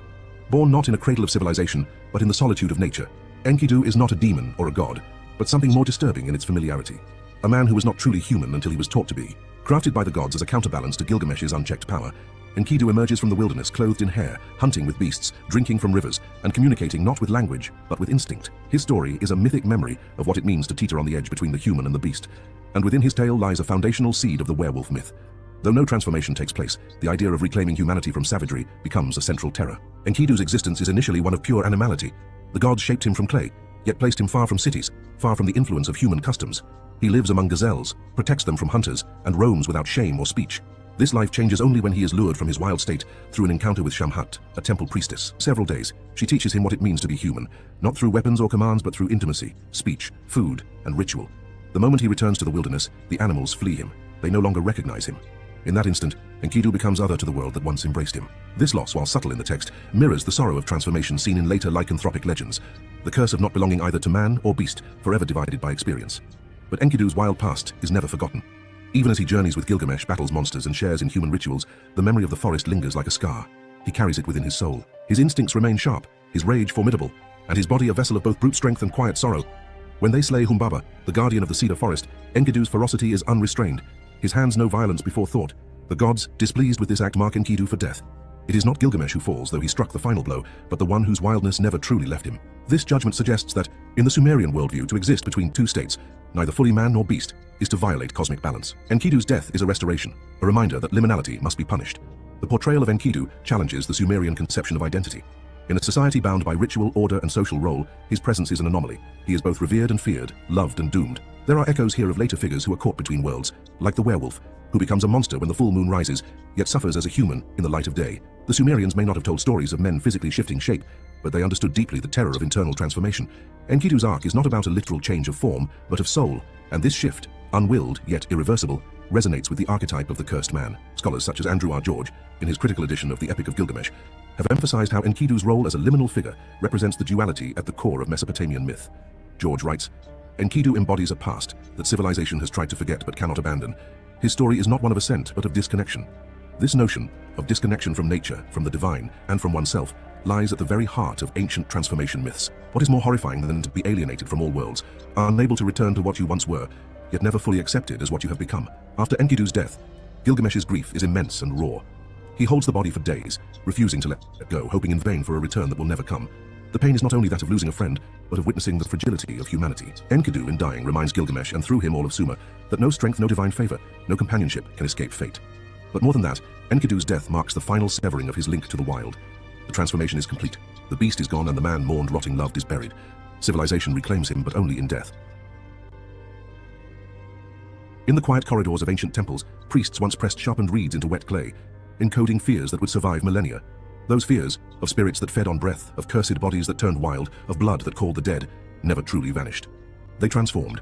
As myths migrated across time and civilizations, the essence of Sumer's supernatural terrors endured, morphing into the creatures that populate our darkest tales today. The vampires and werewolves as we recognize them may wear modern masks, but their bones were shaped in the dust of Ur, Eridu, and Lagash. These monsters are not inventions of medieval Europe or Victorian imagination. They are ancestral memories, fossilized in myth, waiting to be reawakened. The journey of these myths from Sumer to our present culture is not a simple case of transmission. It is an act. I think we got the gist of it.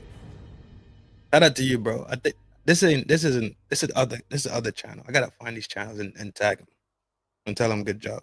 But I think this is solid work. Animes, the theatrics, all that. It's dope as shit. So you gotta give props where props is due, man. You gotta shout people out when they do good work.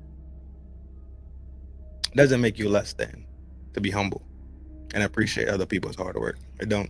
So don't let that be a thought in your mind, all right? Some people do good shit. You just say, yo, that's dope. That's it. You got to take them out to dinner and try to clean their pipe or eat their box or whatever. Simple. Yo, that shit was dope. Thank you. All right, what we got? Twilight is the girly joint. Vampire in Brooklyn, the black joint. Blade, the black joint.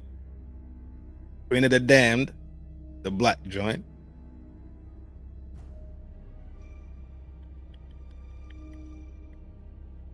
I can't think about any more black ones. You have Interview with the Vampire, Cold, Hardbody. That's probably one of the best ones. You got Dracula, the old Dracula, Dracula 2000. You got Dracula when they made it, when they did Dracula as, what's his name? Vlad the Impaler Dracula. You have no, I don't know I'll take your word for it. That's the latest vampire movie. All right, cool. You got that one.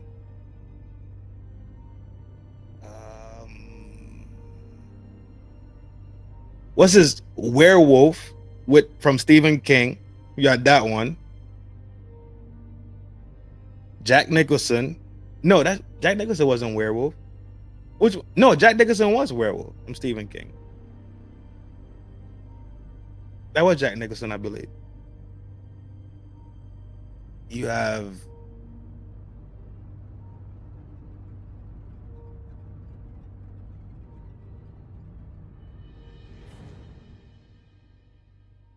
Underworld,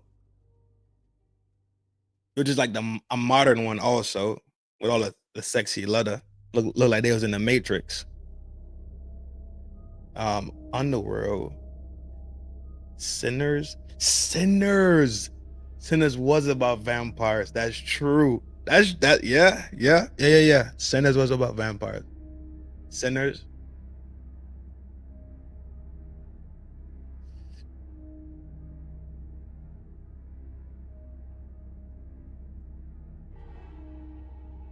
The True Blood, but True Blood had everybody in there. It was vamps, wolves, fairies, wizards, witches. It was everything in that mother.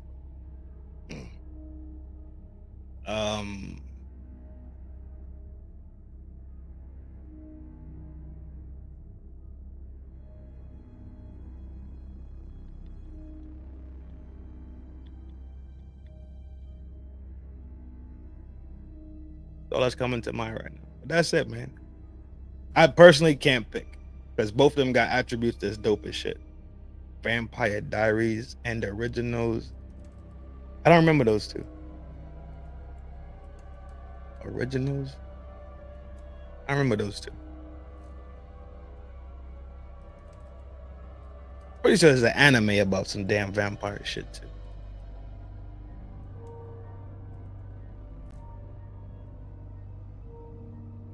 That's it. That's all I can think about right now. But y'all like for y'all in the shadows. You merely adopted the dark. I was born in it, molded by it. That's all I got. That's all I can think about. At least the ones that I think I've watched. That's all I've seen. I know it has to be more. Oh, there was this series.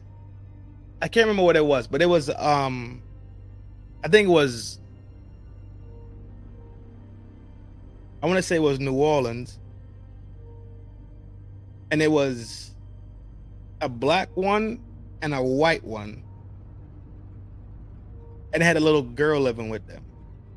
A little white girl used to live with them. And I think they ended up making her into a vamp. Eventually it turned her into a vamp. What the fuck is that movie? But it was like futuristic and like the past. Like they were telling a story about the past, but they were like living in the future. That's the Originals? Okay, cool. I did see that one then. I did see that one. That one was pretty good. I liked the past and the present story. Like they was telling the story about what happened, etc., etc. I thought that was kind of dope. Okay, that's it. Okay, cool. I saw that one. I didn't like the whole, you know what I didn't like about it, but that was pretty decent. That actually pretty good.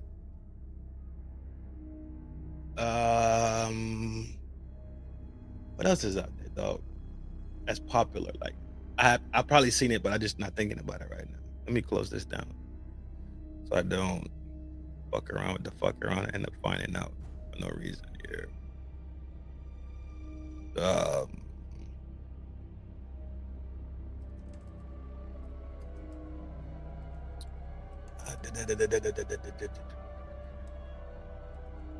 That's all that's coming to mind right now, dog. I promise.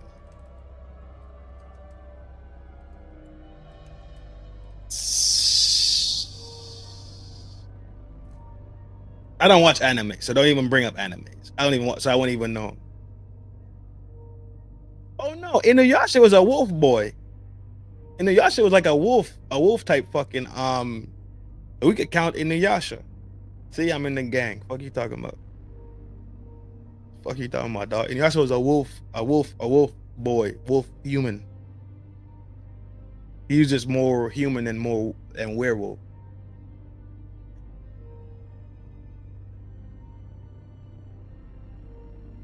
Yeah. Harry Potter had a werewolf in it. Harry Potter had a werewolf. We could count Harry Potter.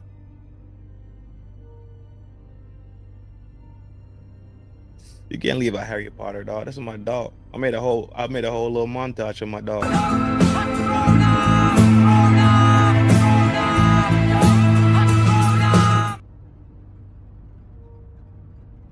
And he rapping. Fuck you talking about? He got bars too, with the Patronum. Fuck you talking about? That's all I can think about though. To be honest, 12 of y'all in here. It's only me and Reaper talking about this damn shit. Y'all are weird. Yeah, Underworld. I said Underworld already. Underworld is probably one of the best ones ever made.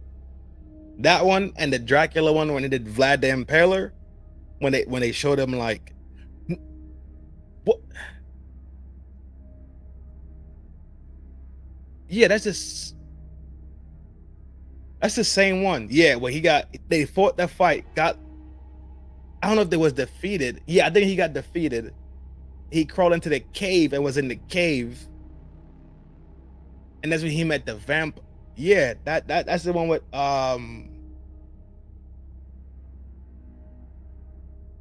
Buddy. Fucking movies.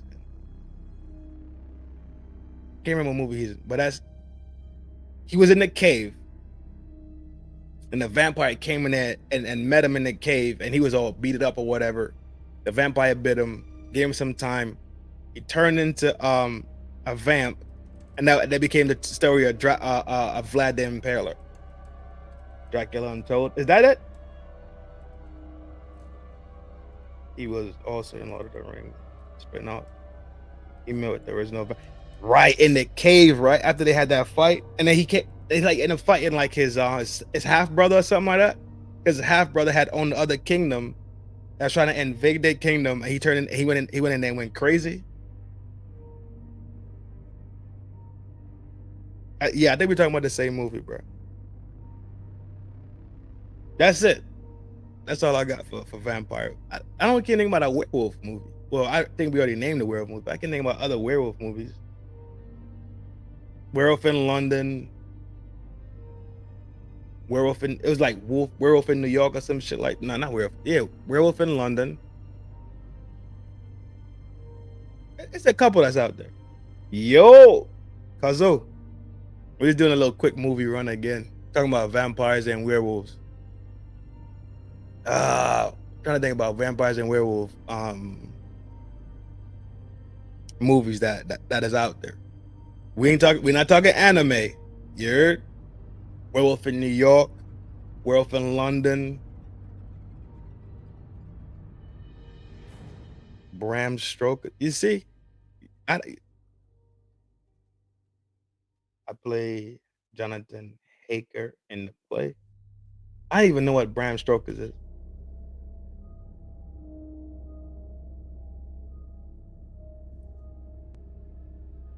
I don't know. That's all I got. A lot of shadow work going on these last couple nights. That's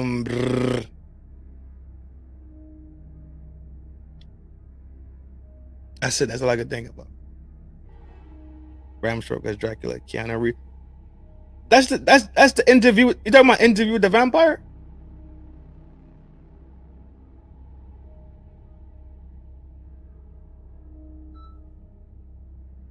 Keanu Reeves. Oh no, you said Keanu Reeves. No, I was thinking Tom Cruise. My fault. Keanu Reeves. Winona Ryder. I don't remember it. I ain't seen it.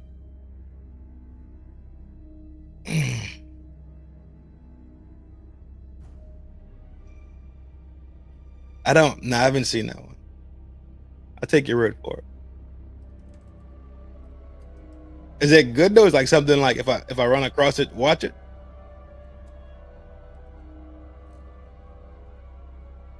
That's it. That's all I got. We talked about the vamps. We talked about Stephen A. We talked about blood and why blood is sacred. It's dope. Okay. Trying to think about what else we got on the menu. I got nothing else on the menu for real. So we just kind of cooling for the rest of the night. I don't know if I want to open up the vault again. I don't know if I want to open up the vault, dog. God knows what's in there. Well, we saw what was in there last night, but I can't remember what I put in the vault today.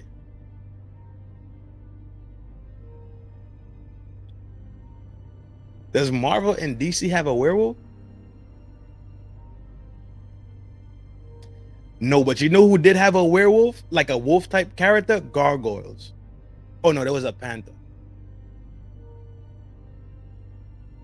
There's a panther. No, that was a panther.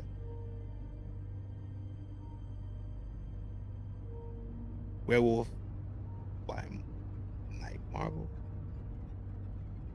Who's the werewolf in Marvel?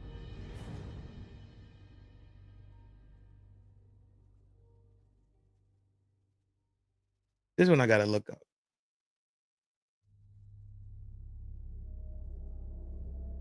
A werewolf.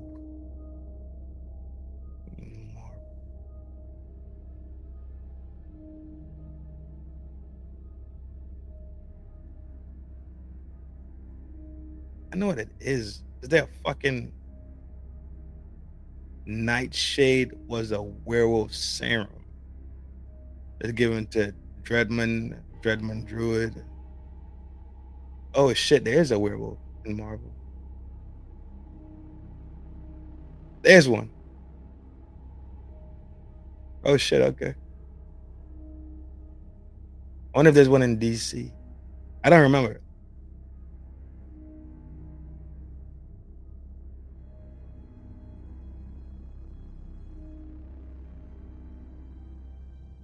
I know that. Jesus Christ. What? There's 6 werewolves in DC. Anthony, Lupus, Scratch, Warren Griffith, Cal Abbott, Bigby, Lar. Damn, DC. Well, DC would have it because DC's about a bunch of dark shit. But damn, okay. I remember none of them. Yeah, they exist. They do exist.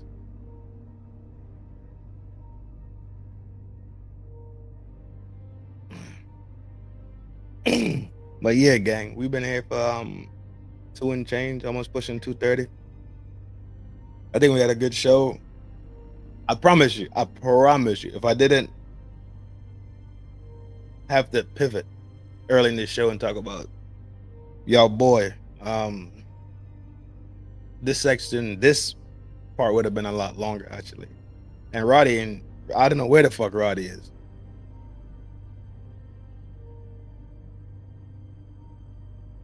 Last thing we talked about was Wednesday. So I thought Roddy was gonna pull up on us today. Hope all is well, G. I hope you just sleep. You feel me? And nothing crazy going on, and you just missed the show because you was seasoned, which is all good. We just cruising right now, dog.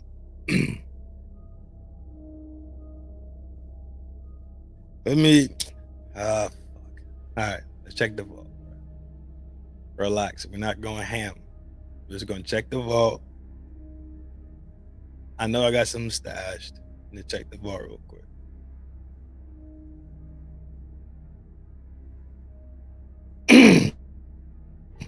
Gee, have mercy.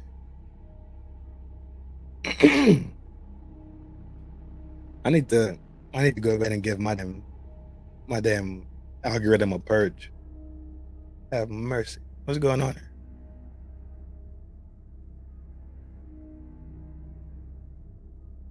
Oh,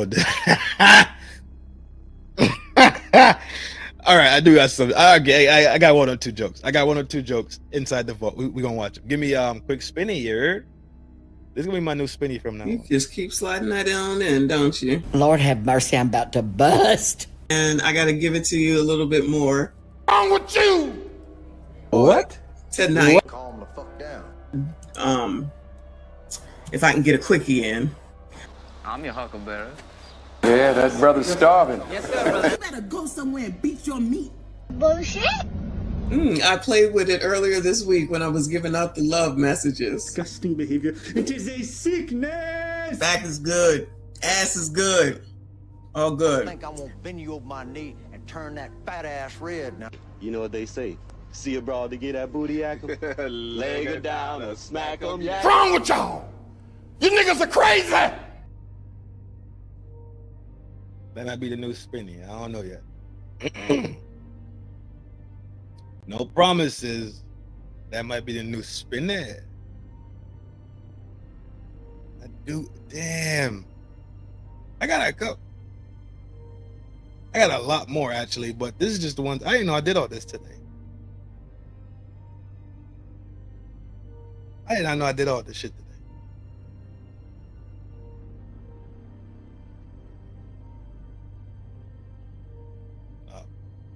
All right, we gotta creep easy. Creeping easy. We're gonna have a little All right. Okay. Give me one. Give me one, give me one more spinny, dog. The real spinny, not that spinny. The real spinny.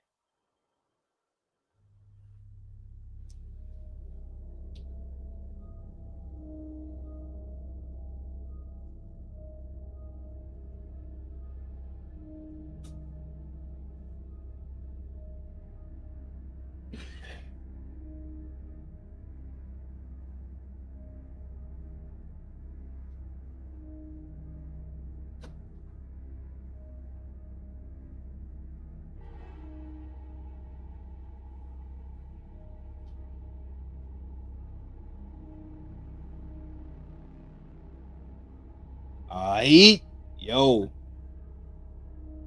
we about to have the oh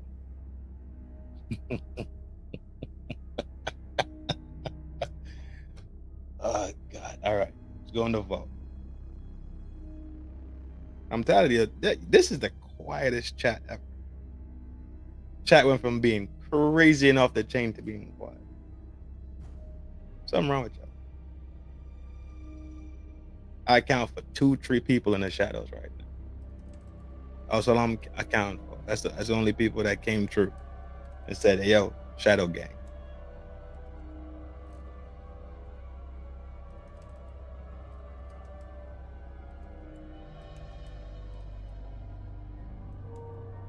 If you were a detergent, what would your slogan be? The harder you rub, the cleaner I come. Oh, no.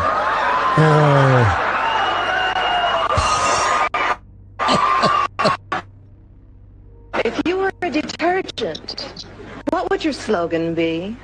The harder you rub, the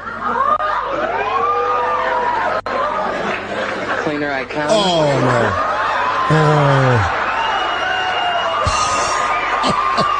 If you were a detergent, what would your slogan be? He smoked that. He smoked that for sure. I'm still here, damn it. You just in the shadow, huh? Shadow gang, y'all got it, shadow gang. I ain't tripping on the shadow gang. Y'all got it.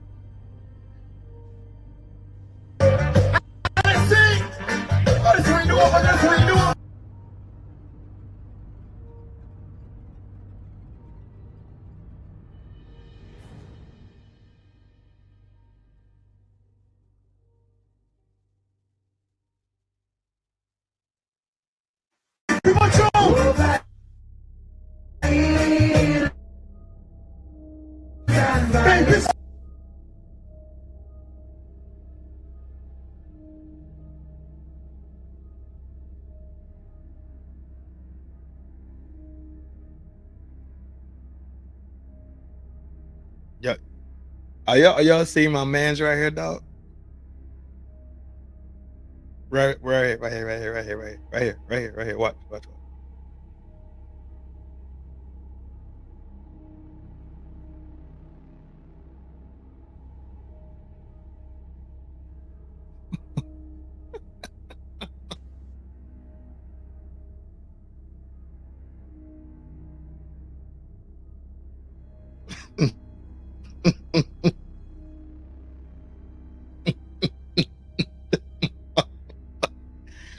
All right.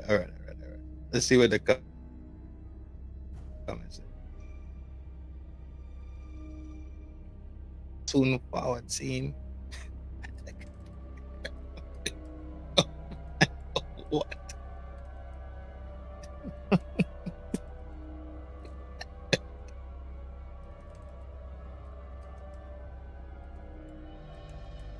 Jesus. Look at the My boy understood that assignment. Apple cheap bad. Bye. Please and thank you.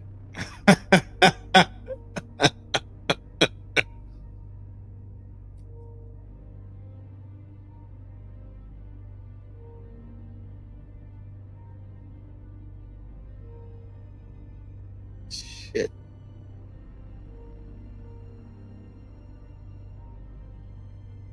That might be where it getting slapped for, you heard? Might be where it getting slapped for. Oh, this one. This one's good. I seen this one. I just got pulled over. This one's good.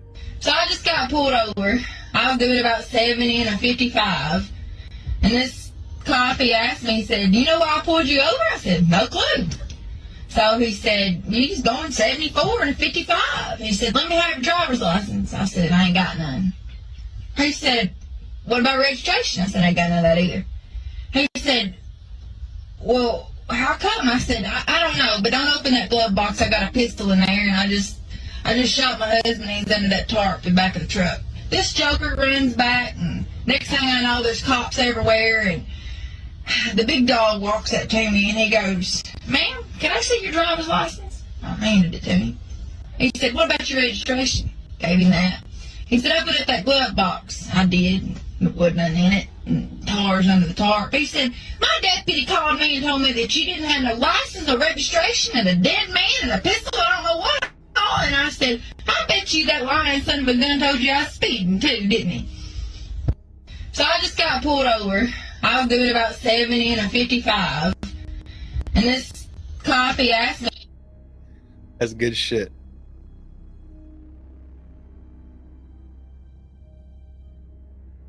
I don't know what this one is. Are dependent on two crucial. You're late again. What did I say was going to happen? That's right. Go to timeout. On two crucial factors. Does anybody? No chair. Just crisscross applesauce in the corner. Mark it. The key concern is. That's right. Services in any area. And if you price too high, you will end up are dependent on two crucial. You're late again. What did I say was going to happen? That's right. Go to timeout. On two crucial factors. Does anybody? No chair. Just crisscross applesauce in the corner. Mark it. The key concern is. That's right. Services in any area. And if you price too high, you will end up are dependent on two crucial. You're late again. What did I say was going to happen? That's right. Go to timeout. On two crucial factors. Does anybody? No chair. Just crisscross applesauce in the corner. Mark it. The key concern is services in any area. If you price too high, you will end up are dependent on two crucial.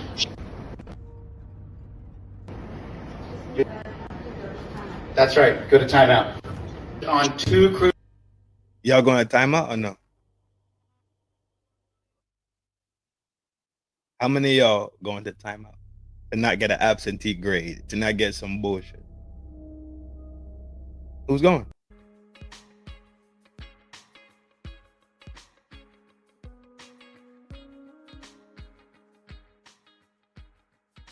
I ain't going. I'm walking slap out that joint. I'm walking out. We'd like to ask you some questions. Yeah, sure. Pocket sand! Hey! Eyes! Go, Gator! Go! Hands where I can see them!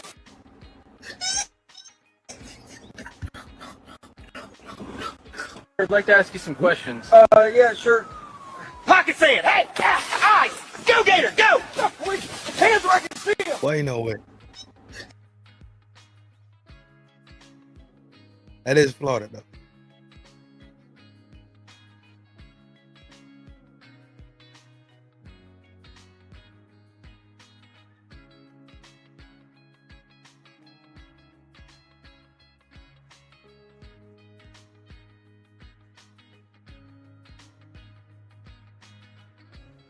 Churchy was saying she sounds like a broken record this morning, but honestly, I feel like if it was a broken record, this is like the best song ever. Play that song. You got it, Daddy. I like calling you Daddy.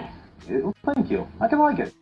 Churchy was saying she sounds like a broken record this morning, but honestly, I feel like if it was a broken record, this is like the best song ever. Play that song. You got it, Daddy. I like calling you Daddy. Well, thank you. I can like it. As Churchy was saying, she sounds like a broken record this morning, but honestly, I feel like if it's a broken record, this is like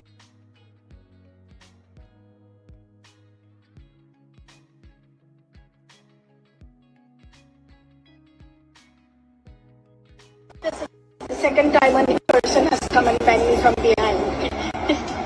Alrighty. Alrighty. This is the second time when the person has come and banged me from behind. Yo, and that's it, gang. That is it, man. That is it for tonight. No, that's I can't.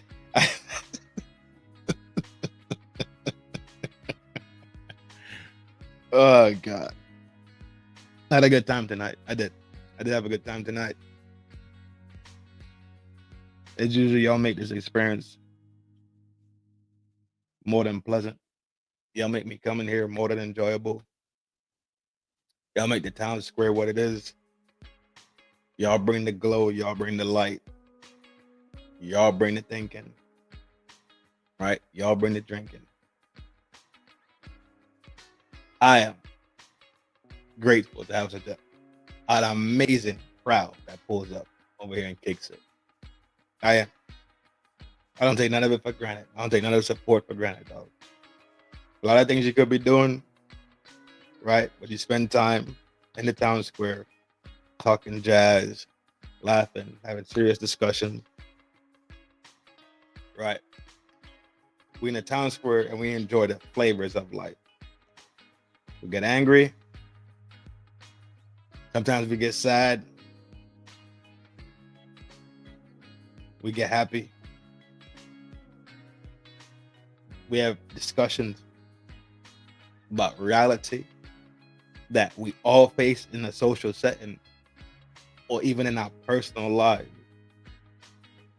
And that connects us and re-gravitates us to a single point of humanity. And it's not that we're here to be the same, but we're here to be us. And we're here to love, right? We're here to learn, right? And we can only do those two things once we are living. So make sure you live. While you're living, you love and you learn.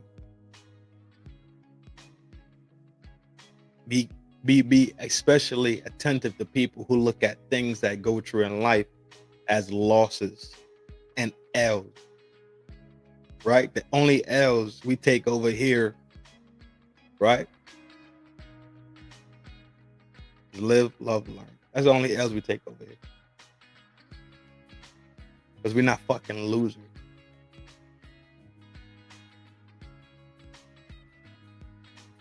Just that simple. It's just that easy. We bring information to the town square and we share it. Because it only makes us better and stronger as a village. It makes us more connected. It makes us more respectful of each other. We don't have to agree about everything. But in the midst of the disagreements, in the midst of all the madness, we know for sure that we can look at each other with the same dignity and respect. And treat each other with dignity and respect. The same dignity and respect you want to be treated with, the same dignity and respect that you shall give. Hence the reason why Jasmine Crockett receives the backlash that she gets. Because she refused to treat people with dignity and respect. And we don't do that over here. I'm not going to fucking stand for it over here. The generals ain't going for it over here. Let that be absolutely clear.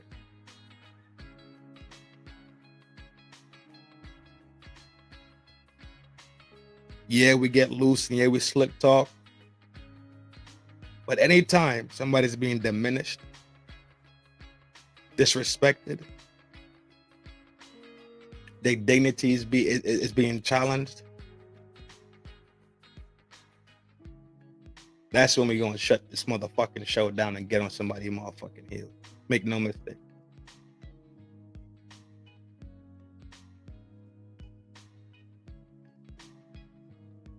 We don't know how long life will really be. We don't know the day when your ticket get punched and you out this joint. You transcend to the other dimension. We don't know the minute or the hour when that comes. So from now till then, we will be respectful and we'll be dignified within ourselves. We can treat other people with respect and dignity. We will live, love, and we will learn. And we will travel and journey together in this thing called life. At the same time, at different speeds, but we're always moving in the same direction. And he and I is him, Slim, Trim, and I'm built to win. This is Granny's baby numero uno, Puerto Flock.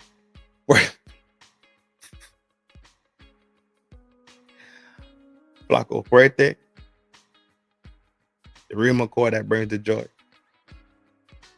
The host that will never do the least, but I'll also never overdo the most. Big salute to you. Big salute to your family. Hope y'all enjoying your time. When y'all get your downtime to actually do some relaxation, some deep thinking, some reflection time. And always produce the best product, which is you. Always putting your best foot forward. Always doing what's right. Doing what's correct. Keep your compass pointed in the true north. Soon, that might be the Reaper. You be ahead of yourself, but you be tracking. I don't know why. I don't know how. Between you and Kofa, y'all be tracking hella heavy. But y'all know it's a love thing. 24/7, 365. When I'm here in this dimension, alive, I'm not in this dimension. I live on through y'all's memories. I live on through y'all behavior. I live on through y'all conversation. You dig it? Glad to say I'm your motherfucking home. I'm glad to say we have a village. I'm glad to say y'all a village member. Remember, take care of yourself. You can take care of the people that surround you. And always love yourself, so you can love the people that is around you. This is FDNHT Trin. Just gonna take a nap, ski. Give me some rest. I'll see y'all very, very soon, as long as the Almighty Creator say yes. My son, rise up. Y'all know it's a love thing. From the crown to the ground. You know how we get down?